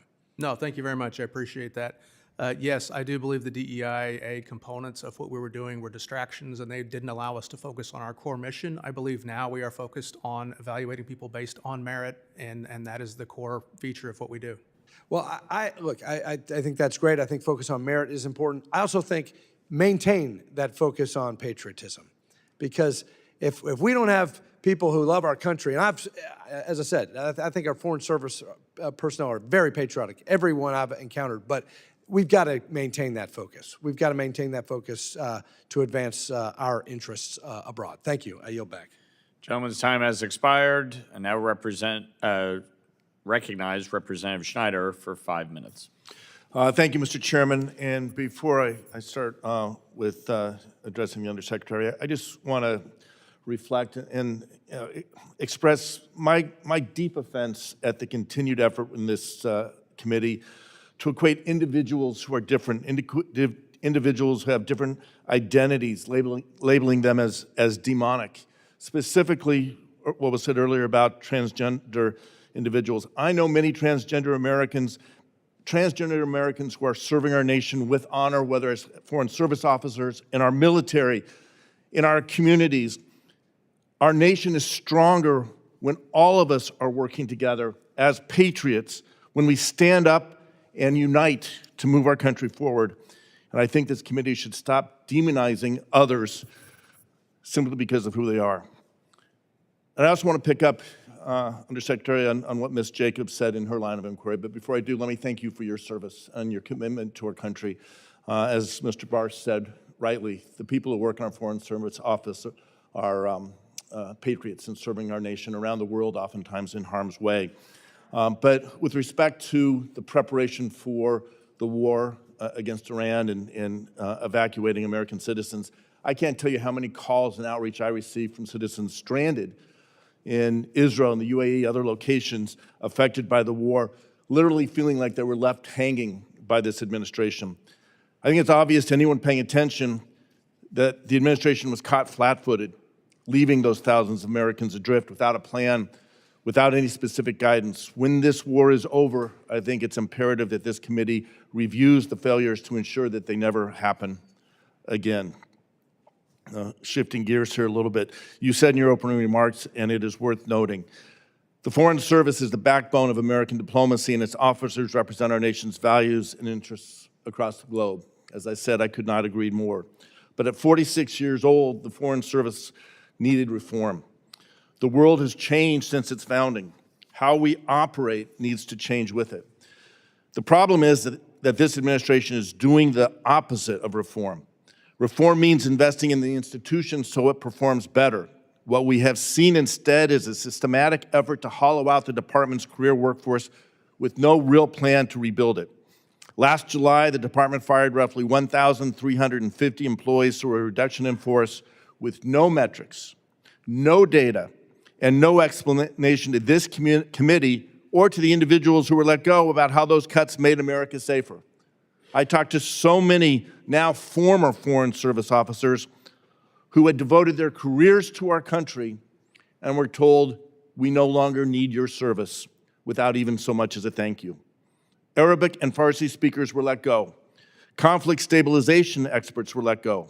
More than 100 consular affairs staff were let go. The department then froze hiring so the people it fired could not even compete for other positions inside the building. And then the administration launched a war. We are now 18 days into Operation Epic Fury. The department set up a consular task force 7 hours after the strikes began. Travel advisories for most countries in the region were not updated before the conflict started. Americans were told to depart 14 countries on March 2nd, 4 days into this war, while commercial flights had almost all but completely stopped.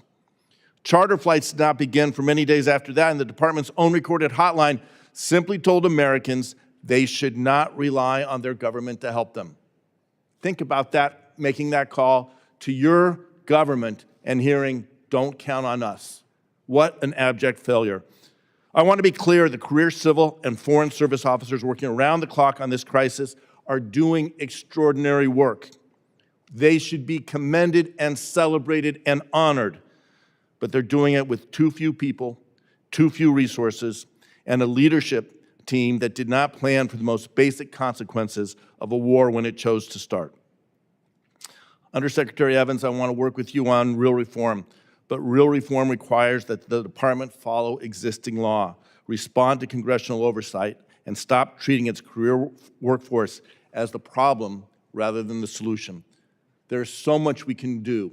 There's so much the world is looking for us to do to lead the world to a better place. And our Foreign Service officers have been the ones who have done that for 46 years. I'm sorry to be so harsh, but the reality hurts me to my core. Our nation is better than what we're seeing. We need to stand up. We need to celebrate our Foreign Service officers, and we need to make sure that the United States leads the world to a better place. I yield back. Gentleman's time has expired. I now recognize Representative Fine for 5 minutes. Well, thank you, Mr. Chairman. I think I want to move in a different direction, not take pot shots given about what's going on in the world, but focus on what you're here to talk about, which is managing the Foreign Service, which obviously plays a critical role in advancing American interests all over the world, and I appreciate everyone who does that work. I'm curious at a broader level, do you believe today that the Foreign Service accurately reflects the mission Congress intended for it of defending, promoting, and advancing U.S. national security interests, or has the service in practice drifted astray? And if so, how is the Foreign Service's culture of stifling creativity and lacking accountability, as described by Secretary Rubio, caused this drift? Well, thank you for that question, the opportunity to talk about this topic. The Foreign Service, as I mentioned, is a strong organization. We move forward in the direction as directed by the President and by the Secretary. I do believe that there has been some drift over the years, as you mentioned, away from our core functions and away from our ability to truly focus on the things that matter, on the policies and priorities that we're intended to focus on. And what are those drifts? What are those? What is the One is of the big stuff ones, that's being done that shouldn't be done? Yeah, well, I mean, one of the big ones we mentioned was DEIA. The fact that we were so focused on that took away from our ability to focus on the core functions of the department. So those are the types of things that we need to move away from. We need to be focused on diplomacy, on commercial diplomacy, on all of the things that we do out there, on working with other nations to in the interest of the United States and focus on our interests. And a lot of times we focused on interests that weren't necessarily in the interest of the United States. So do you have any examples, and if you presented them before I got here, I apologize, but do you have any examples of where, Democrats' insistence, DEI comes before the interests of the United States might have actually caused some negative outcome? I don't have anything specific right now, but I can certainly get you those examples. Can you can't think of any, or I don't have any off the top of my head. Sorry, All sir. right. Well, how does this impact, this drift that you talked about, how does it impact the effectiveness and credibility of U.S. diplomacy, and how do we ensure the service becomes recommitted to advancing U.S. national security interests instead of stupid, woke nonsense, or entrenching themselves just in bureaucracy? That's exactly what we're in the process of doing right now, by refocusing our efforts, by reorganizing the department so that we can put all of our efforts towards the priorities and towards the things that are important for diplomacy. That's exactly what we're in the midst of doing right now. Okay. So from the perspective of U.S. strategic competition and our overarching foreign policy goals, are there critical regions or missions today where you think there's insufficient Foreign Service staffing and it's directly undermining our issues? Are there places where we just don't have enough people? Yeah, I think our missions are sized in such a way and were designed in a time very different than today.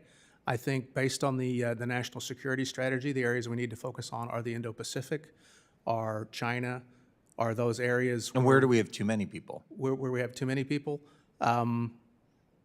I wouldn't say we have too many people. I think we have the wrong focus. I think we have the wrong types of people. No, I'm not saying too many people overall. If we've under-resourced in certain places, where have we over-resourced? I'm talking about shifting resources, that sort of thing. So right, no, I where, think if you wanted to go to China, Indochina, where would you pull the resources from? Well, honestly, I think one of the areas where we have over-resourced, maybe the European Bureau, where we have a whole lot of people doing important work, and it is important work. But I think we need to refocus our priorities, and I think we need to take a very close look at our overseas footprint, where we have people and what they're doing, and making sure that that's aligned with our priorities. And just, again, as the new guy, just for my own edification, is that where those people go? Or are we telling you that you have to put X number of people in this embassy and X number of people in that embassy? Or is this shifting the prioritization? Is this fully within your purview to make the decisions on where to staff? If you've got X number of foreign service officers, you decide how to allocate them. That is within our purview, and we're in the process of doing that right now. As I mentioned, we're standing up these new embassies in the Indo-Pacific, and we're pushing people that direction. We're really trying to focus our priorities so that we're aligned with the priorities of the President and the Secretary, and of the best foreign policy in the interest of the United States. Well, thank you for what you do, making sure we've got our resources in the places that they need to be. It's not the same world that it was in the 1970s and the 1980s. The challenges are much greater in certain places and lesser in others. So thank you for what you're doing, and I appreciate it. I yield back, Mr. Chairman. Representative Castro. Thank you. Thank you, Undersecretary Evans, for your testimony today. The FY23 NDAA directed Consular Affairs to identify new passport office locations in major cities more than 5 hours from an existing agency. In 2024, the department announced 6 cities: San Antonio, Cincinnati, Kansas City, Salt Lake City, Orlando, and Charlotte. Of those 6, 2 are under construction and 3 are in site design. San Antonio, the 7th most populous city in the country, has no site identified, no design underway, and no construction started. It's also my hometown and where I represent. So I want to ask you, when can the people of San Antonio, Texas expect their passport office? Well, thank you for that question, sir. I appreciate the opportunity to address that. We are working very hard to identify a site that would be appropriate in San Antonio, and we're moving that direction. As you know, it is a process. Trying to find a federal facility that can accommodate what we need is a process, so we're working through that process right now. I don't have a set timeline for you, but I can assure you that it is top of mind as we work through our passport agencies. So there will be a passport office in San Antonio? Yes, sir, we have that commitment. Okay. I want to ask you now about the student internship program at the Department of State. For years in Washington, and it was true in the Congress also until we changed it, there were so many people who couldn't afford to get a start, even their foot in the door at the State Department, by interning because interns were not paid. Same thing here in the House of Representatives and in the Senate. But in 2022, I worked with former Representative Lee Zeldin, now a member of the President's Cabinet, to establish paid internships at the State Department.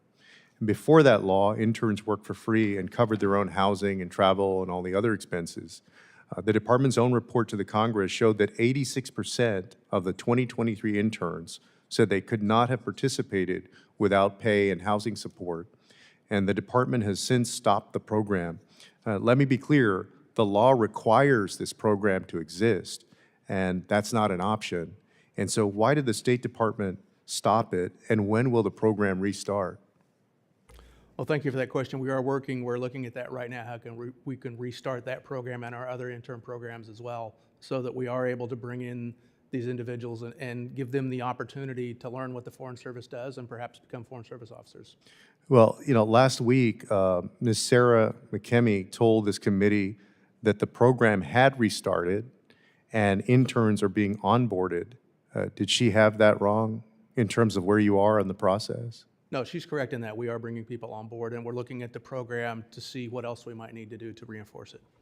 And so, again, to be clear, do we have your commitment to restart this program as required by law and brief this committee on your timeline?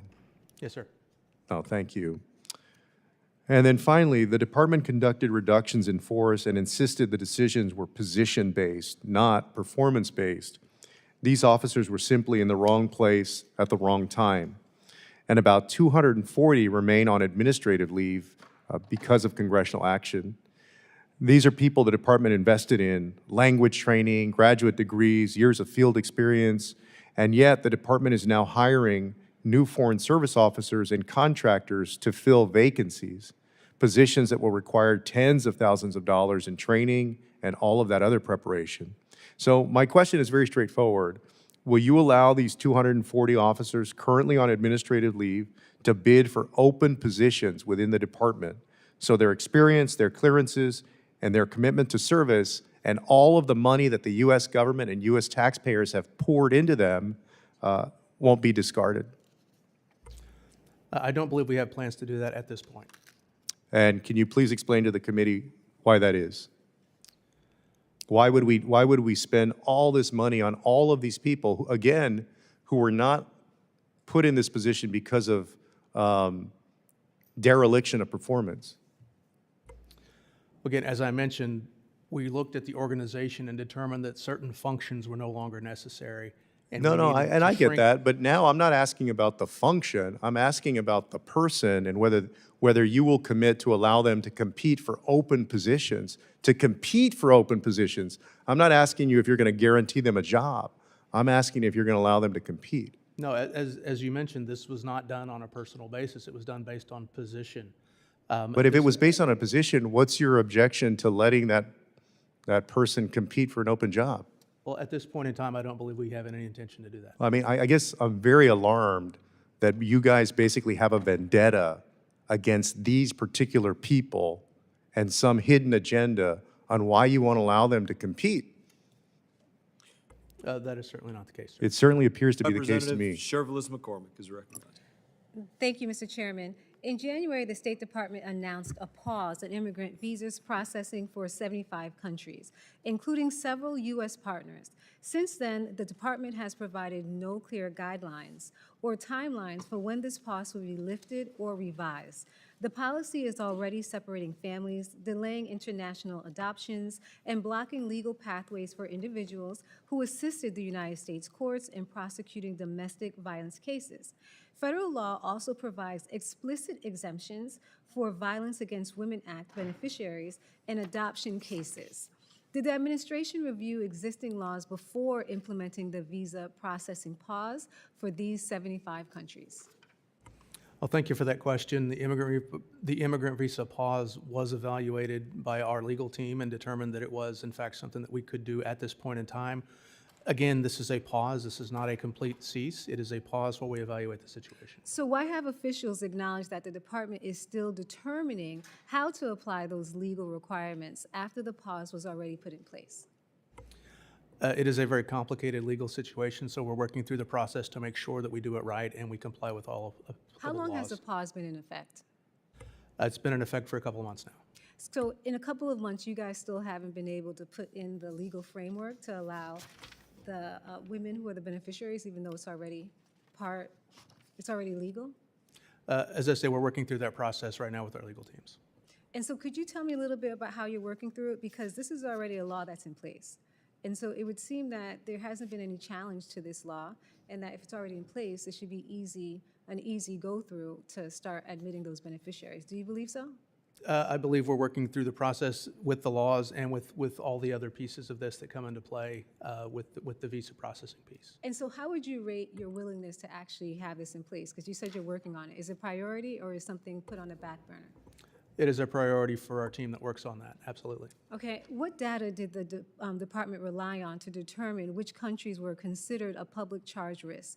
The department briefings indicate that list came from the White House, yet the president publicly referred to countries that no longer exist, such as the USSR and the United Arab Republic. How did the department verify the accuracy of the data used to compile this list? My understanding is they looked at the rates of individuals coming into the United States from certain countries and what their rate was of becoming public charge. I think there was an analysis done on these individual countries to determine which countries are most likely to be an issue for the American taxpayer. And so how did they do the analysis for USSR and United Arab Republic? I was not aware that those were on the list, so I will go back and look at that. Okay, so that could have been a misstatement. Please get back to us that information because I would like to know how it was done for countries that no longer exist. And then also, the department implemented this pause without process to account for cases that already qualify for statutory waivers under the public charge. Why would those legally required waivers pathways not operational before the policy was implemented? Again, we're doing a legal review of the entire process, so we need a little bit of time to get through that. We will get back to you on that. So there was no consideration prior? I'm not aware if there's consideration or not. I wasn't involved in the process to make those determinations, but I will certainly go back and take a look at it. Okay, I just want to get this in real quick. The success of the State Department hinges on its workforce. Recruiting, training, and retaining the best and the brightest is one of our core missions. Yet, despite the clear messages of bipartisan, bicameral support, the administration has yet to place the majority of 2025 fellowship class within the department. I wanted to know, because we already had Representative Castro who touched on the testimony of Sarah McKinley. I'm aware that 46 people are waiting for placement. When will they be notified of their placement within the A100 classes? Those individuals have gone on to the register, what we call the register, which is where we put people that are eligible to be placed in a Foreign Service Officer class. And based on their ranking on that register, as we develop the next Foreign Service Officer class, we'll pull some of those folks off as they rise to the top of that register. Before I run out of time, do we have a timeline that we're looking at? Because time is of the essence right now. Yes, I believe we're going to be developing our new class in the next month or so, and we should be able to inform some of those folks that they've been selected for that. And then lastly, who's leading the review of these fellowship programs? And well, you told me the timeline. Who's leading the review? The review is being led by our Human Resources Department, by Ms. McKimmey and myself. Okay, well, thank you. I yield back. Representative Stanton. Thank you very much, Mr. Chairman. Undersecretary Evans, last summer, the State Department laid off nearly 1,350 employees, including more than 100 from the Bureau of Consular Affairs. Consular Affairs is critical because it acts as the primary direct lifeline for American citizens traveling or living abroad, ensuring their safety and protection during emergencies. The administration started this war of choice in Iran on February 28th. The department only set up a task force focused on consular affairs 7 hours after the war had already started, waited until March 2nd to post that American citizens should depart 14 countries in the region, and only released crisis intake forms for some countries on March 4th. This is not only a complete failure to plan, but also evidence of the importance of maintaining a robust department workforce that knows how to properly handle crisis from natural disasters to war. Undersecretary, since July of last year, has the department made any attempt to rehire or hire to make up for the 100 personnel cut from Consular Affairs? Thank you for that question. The folks that were eliminated from Consular Affairs were not consular officers. They were folks that were in support roles. Nobody working on passport adjudications or visa adjudications was involved in that group. In December, the American Foreign Service Association put out a report that highlighted concerns voiced for months by career diplomats about the negative impact of the Trump administration's sweeping changes to the State Department and foreign assistance programs. Many said that, quote, key projects and initiatives are being delayed or suspended and that they are, quote, managing significantly heavier workloads due to staffing losses. It's clear to me that less staff means more burnout employees, compromising department readiness. Before the war even started, what was your plan to ensure that there was sufficient staffing to handle all of the incoming requests, knowing that thousands of Americans lived and worked in the Middle East? Well, as I mentioned, our Consular Affairs Department was not affected by the rifts other than the support individuals that we discussed a moment ago. We have enough people in place in Consular Affairs to handle this type of situation, and I think we've proven ourselves very effective. 70,000 Americans have departed the region. Over 8,700 individuals have departed on 64 flights that we provided. I think we've done a very good job of getting people out of the way. You're satisfied with the response of your department in the Middle East in light of this war of choice? I believe we've gotten enough. The people that have requested our help have received our help. Shifting gears, when the State Department undertook a reduction in force of employees last year, it completely eliminated the Secretary's Office of Global Women's Issues. For years, former Secretary Rubio and former Chairman Ed Royce to Ivanka Trump, all of them said that the United States has supported investments and commitments to global gender equality. That all came to an end when you fired all of the staff dedicated to this work. Secretary Rubio had told members of Congress that the work of the Office of Global Women's Issues would be folded into the regional bureaus, but I see no evidence of that happening. Have you specifically assigned staff at each regional bureau to take on the GWI's responsibilities? Each regional bureau is tasked with focusing on that as part of their overall portfolio, yes. Under the leadership of then Secretary Rubio and former Chairman Royce, Congress passed into law the Women, Race, and Security Act of 2017 and the Women's Economic Empowerment and Entrepreneurship Act of 2018, mandating that training and resources be put towards gender equality programming. Rather, for the first time, the department has missed its deadline to submit to Congress the required report updating us on how it is carrying out these important responsibilities legally mandated in the WPS Act. When can we expect the report, and which staff in which bureaus will be writing it? We are, in fact, in the process of working on those reports. As you may recall, we had a government shutdown that slowed down the process a little bit. We're working through those reports and other government reports that we're required to produce, so we are working through those. When do you expect that this committee will see those reports? I don't have a specific date on when they'll be done. All right, thank you very much, Chairman. I yield back. Representative Alma. Thank you, Mr. Chairman, and thank you, Undersecretary, for being here. Undersecretary Evans, your purview includes managing the State Department staff, what I believe is our most important asset for promoting American priorities, negotiating with our allies and adversaries, protecting Americans abroad, and helping us compete in an increasingly interconnected world. Under President Trump, however, the State Department recklessly fired expert staff, laying off over 1,300 employees without a plan and without regard for their experience or the need for their expertise. They fired experts in nuclear power, conflict stabilization, countering violent extremism, foreign assistance programs, and democracy building. We're all going to feel the impacts of these cuts in every area of our diplomacy, but there's no clearer example of the harm from these cuts than the bungled response to Trump's war in Iran. When the war began, American citizens in the Middle East looked to the State Department and our embassies for help to evacuate the war zone. But last year, the State Department reportedly laid off 100 staff members in the Bureau of Consular Affairs, the people responsible for handling emergencies and evacuating Americans from war zones.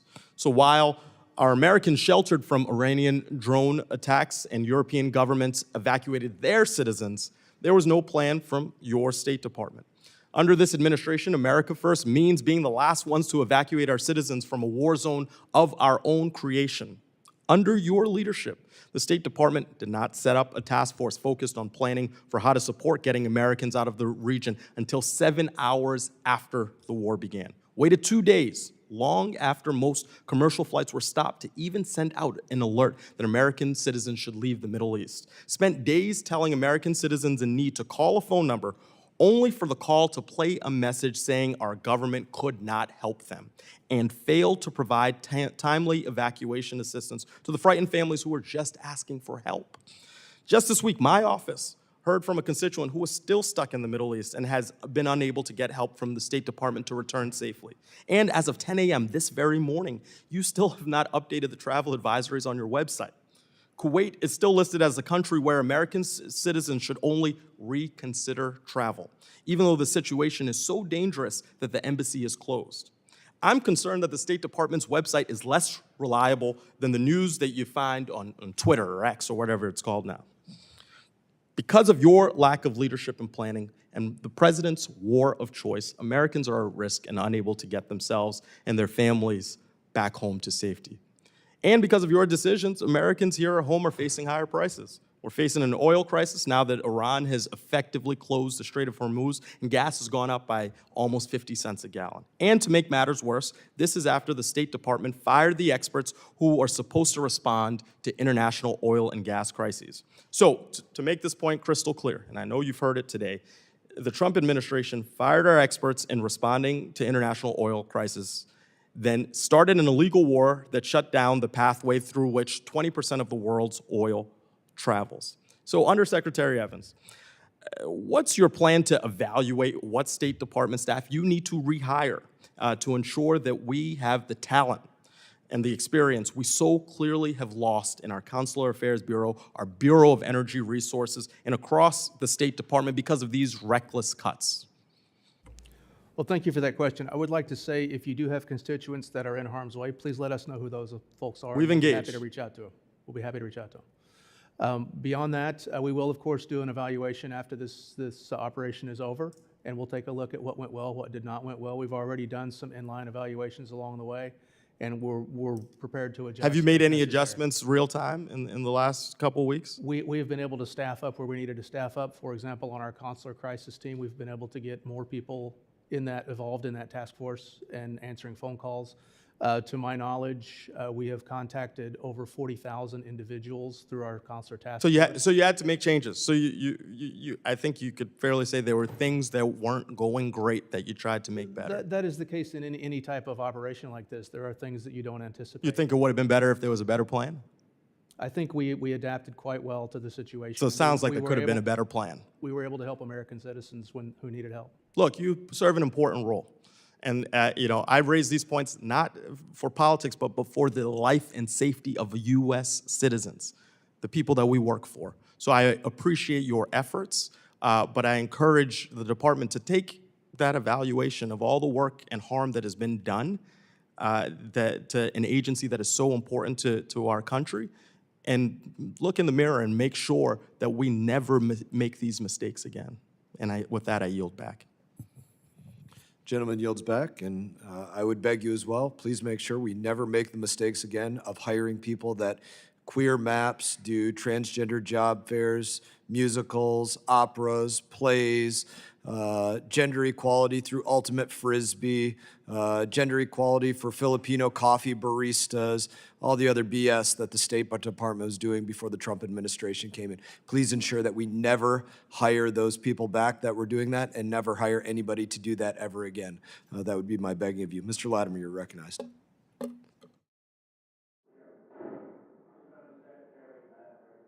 No? Okay, thank you.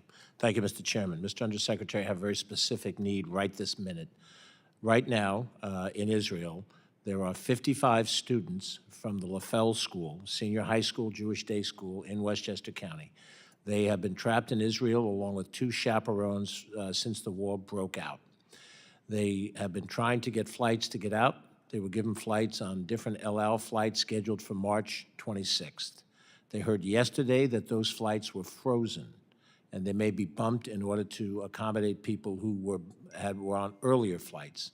My team and my district office has reached out to the State Department and haven't been given a clear answer of what comes next.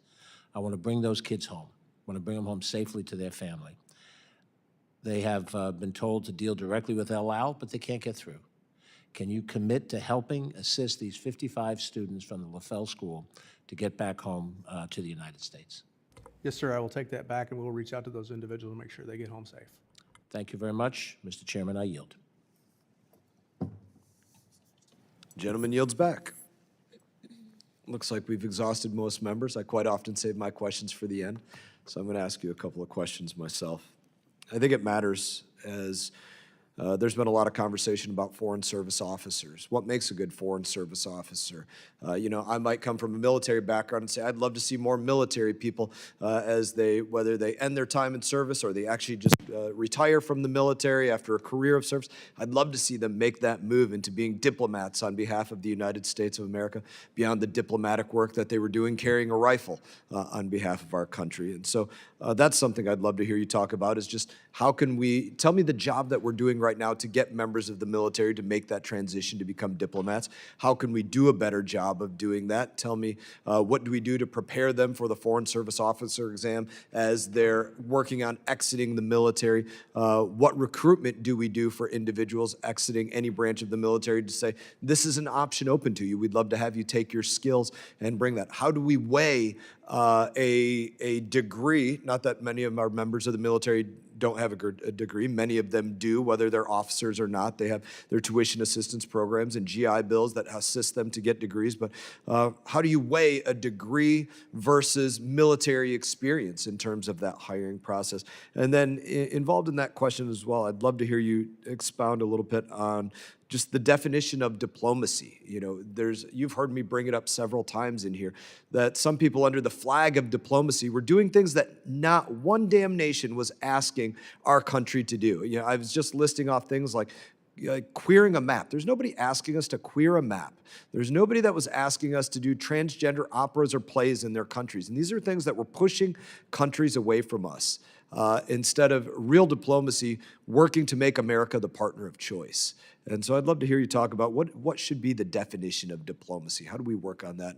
Anything that you can give on any of those things, I would love to hear the answers. All right, thank you very much, Mr. Chairman.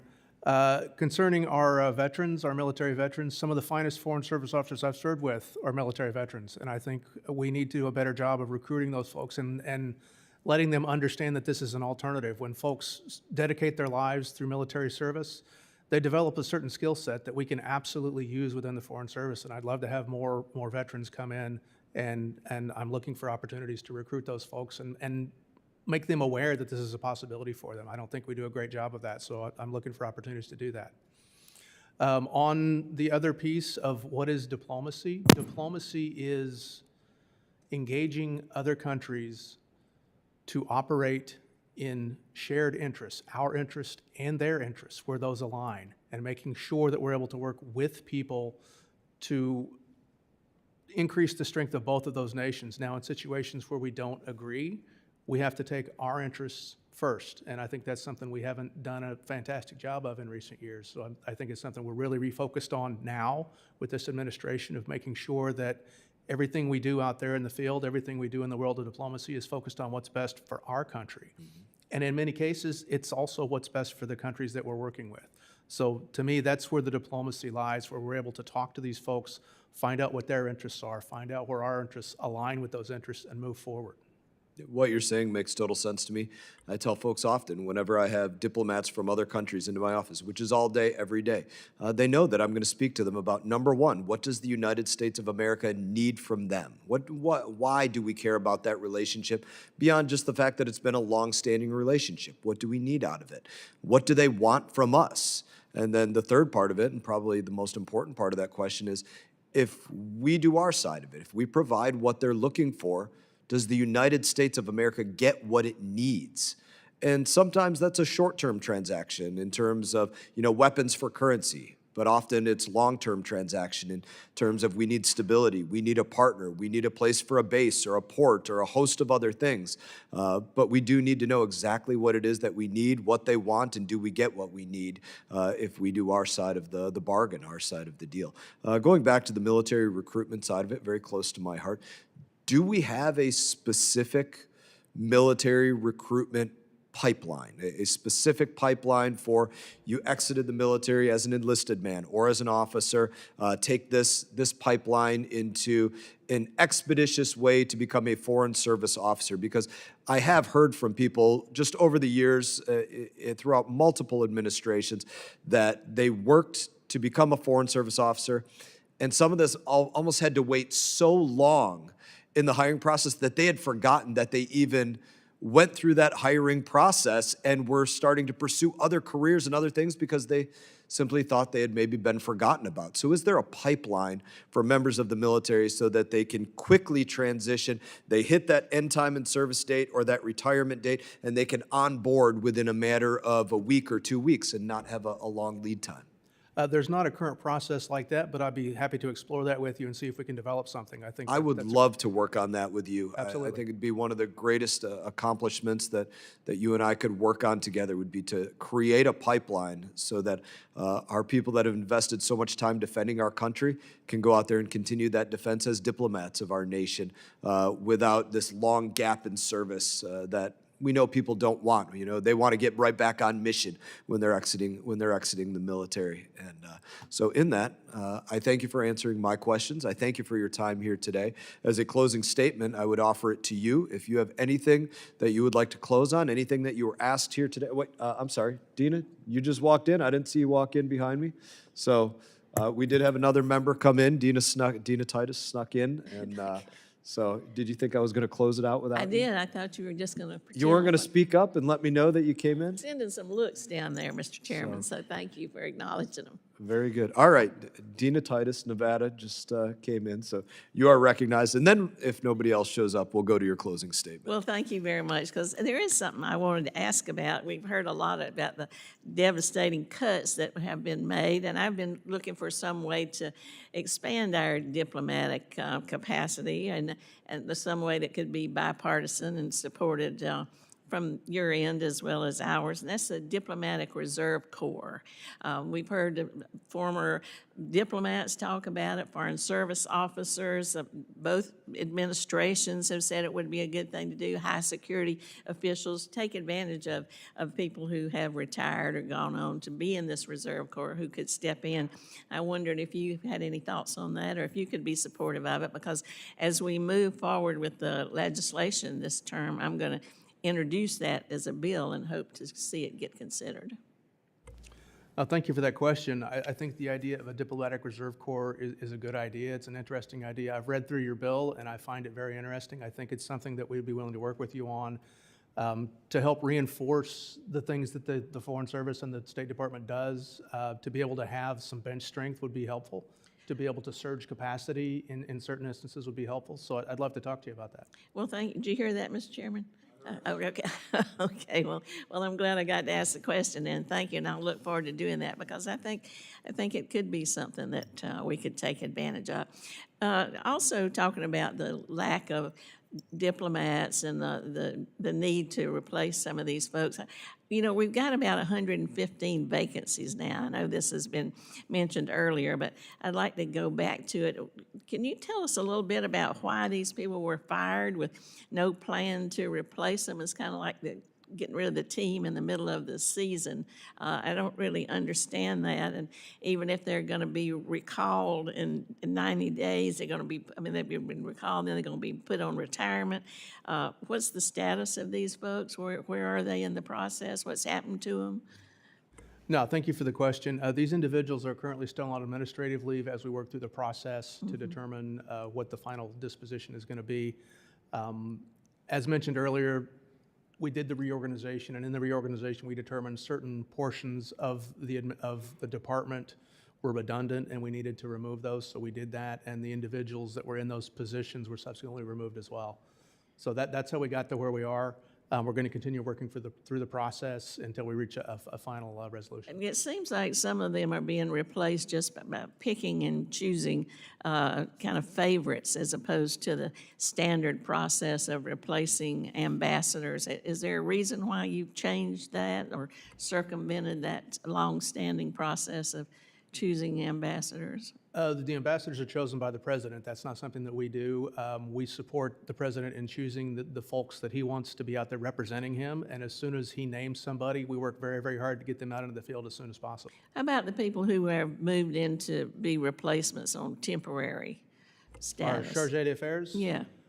What we do there is we look for the person that's going to be able to best execute the leadership of that mission in that circumstance. So we look for people that have the skill sets to manage those missions, and those are the folks we send out as our chargés. Some of these vacancies, a lot of them are in Africa, but some of them are in places where we're in conflict right now. We need to kind of speed up that process and get some of these replacements put in there, because you can have anybody in the State Department in charge, but something about the imprimatur of an ambassador elevates the level of exchange. Yeah, certainly. And as I mentioned, as soon as the president appoints individuals to those positions, we'll be happy to get them out there as soon as possible. In the meantime, we have some of our most experienced and most talented Foreign Service officers leading those missions through this specific operation. Well, do you think that whole reorganization process is done, or are you anticipating another sweep of getting rid of some ambassadors who are in the field now? I don't have any insight as to what the president's going to choose to do with the ambassadors down the road. I know what we have to work with is right now, and that's what we're working with. Okay. Well, thank you, Mr. Chairman, for indulging me. One of your other colleagues has now arrived as well, so I thought you were getting out of here, but that's not the case. Representative McBride, you're recognized. Thank you so much, Mr. Chairman, and I'm glad I got in just in the nick of time. It's great to be back here in the Foreign Affairs Committee, 2 hearings, 2 days in a row, but neither of them have been about the war of choice this president has launched our country into in the Middle East. I said it yesterday, I'll say it again. I don't understand why we haven't had a hearing specifically on this administration's foreign policy that has thrust us into a war of choice in Iran, where thus far, the main beneficiaries have been Russian oil revenue and China's understanding of our operational capabilities. A war with no clear objectives, with no answers, and with no plan for our brave American service members and American citizens trapped in a war zone this president created. Mr. Secretary, thank you for your efforts to help American citizens and service members get out of harm's way in the Middle East. I imagine the last few weeks have been particularly demanding considering the tens of thousands of American citizens living in the Middle East. As you noted in your testimony, the safety of American Foreign Service officers abroad is your top priority. I just want to reinforce and get reconfirmation. It's true that your department cut roughly 1,300 employees last year. That's correct? Yes, ma'am, that is correct. That's a pretty significant workforce reduction, and many of my colleagues have certainly raised there's still no clear explanation for how the decisions were made about who to reduce, whether it was merit-based or AI-generated lists. But at this moment, we are obviously engaged in a particular conflict. When the president chose to go to war with Iran, was your department fully staffed and prepared to evacuate American citizens as necessary? Yes, we were prepared to adapt to the current situation, as we are with any situation. As I mentioned earlier, we are prepared at all times for any type of situation that may happen, whether it's kinetic action, whether it's a natural disaster. Our missions overseas are prepared to respond, and our department is prepared to respond. I find it challenging to believe that with such a significant reduction within your office that you were able to be fully prepared, and I also find it difficult to reconcile with the fact that we have heard through news reports that the Department of State was not fully prepared for this impending crisis. And I just want to make sure, Mr. Chairman, that we enter some of that media reporting into the record. So I ask unanimous consent to enter into the record a Washington Post article titled, quote, "U.S. tells all its embassies to immediately review security after strikes." Thank you, Mr. Chairman.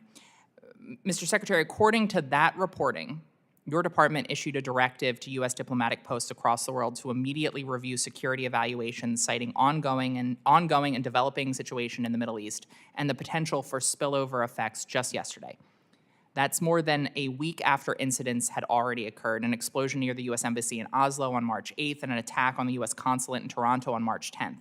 So help me understand this. If the reduction in force had no impact and you all were fully prepared, why did it take over a week for your department to issue a worldwide advisory when there were already clear signs the conflict had spread beyond the region?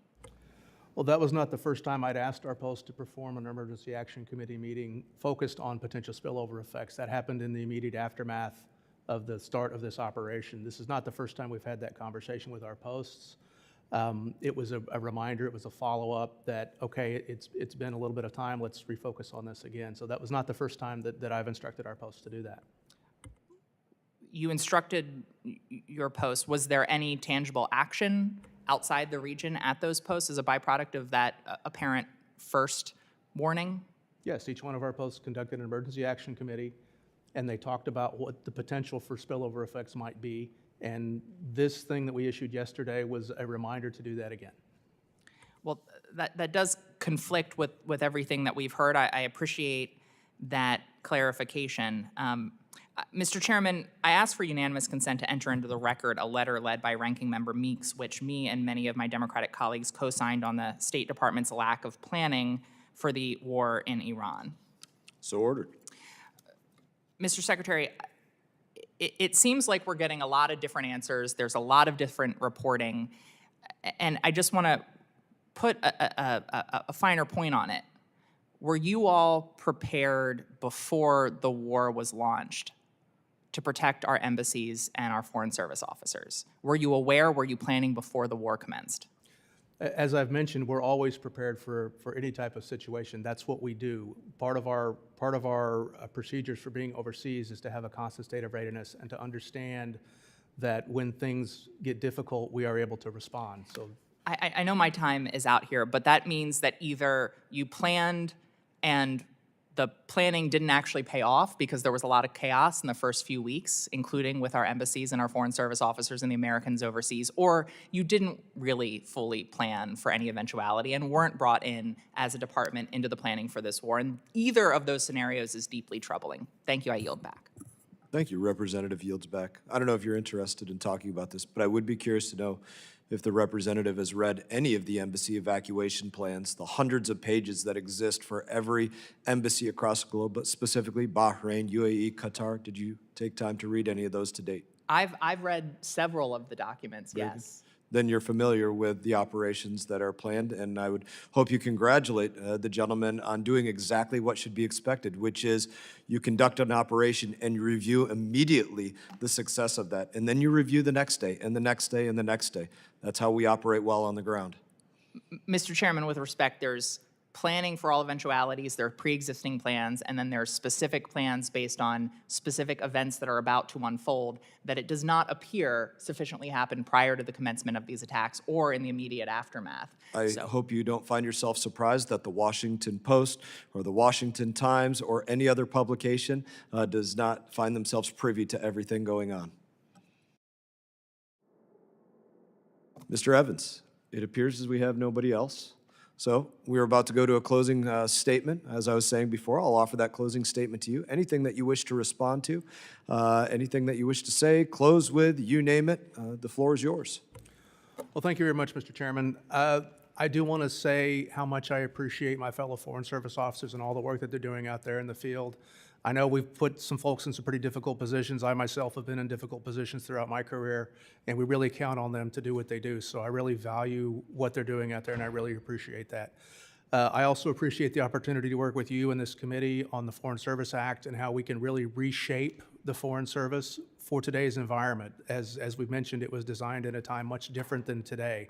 So I look forward to the opportunity to work with you all and really refocus the Foreign Service Act and build the Foreign Service of the future. Thank you very much. Thank you for your time here today, and I will look forward to working with you specifically on what you and I spoke about, which is a pipeline for members of the military. In that, we get to the part of the script for the conclusion. I thank you, Undersecretary, for your valuable testimony today, and members for their questions. Members of the committee may have some additional questions for the Undersecretary, and we ask that you respond to those in writing. Pursuant to committee rules, all members may have 5 days to submit statements, questions, and extraneous materials for the record, subject to length limitations. Without objection, the committee stands adjourned.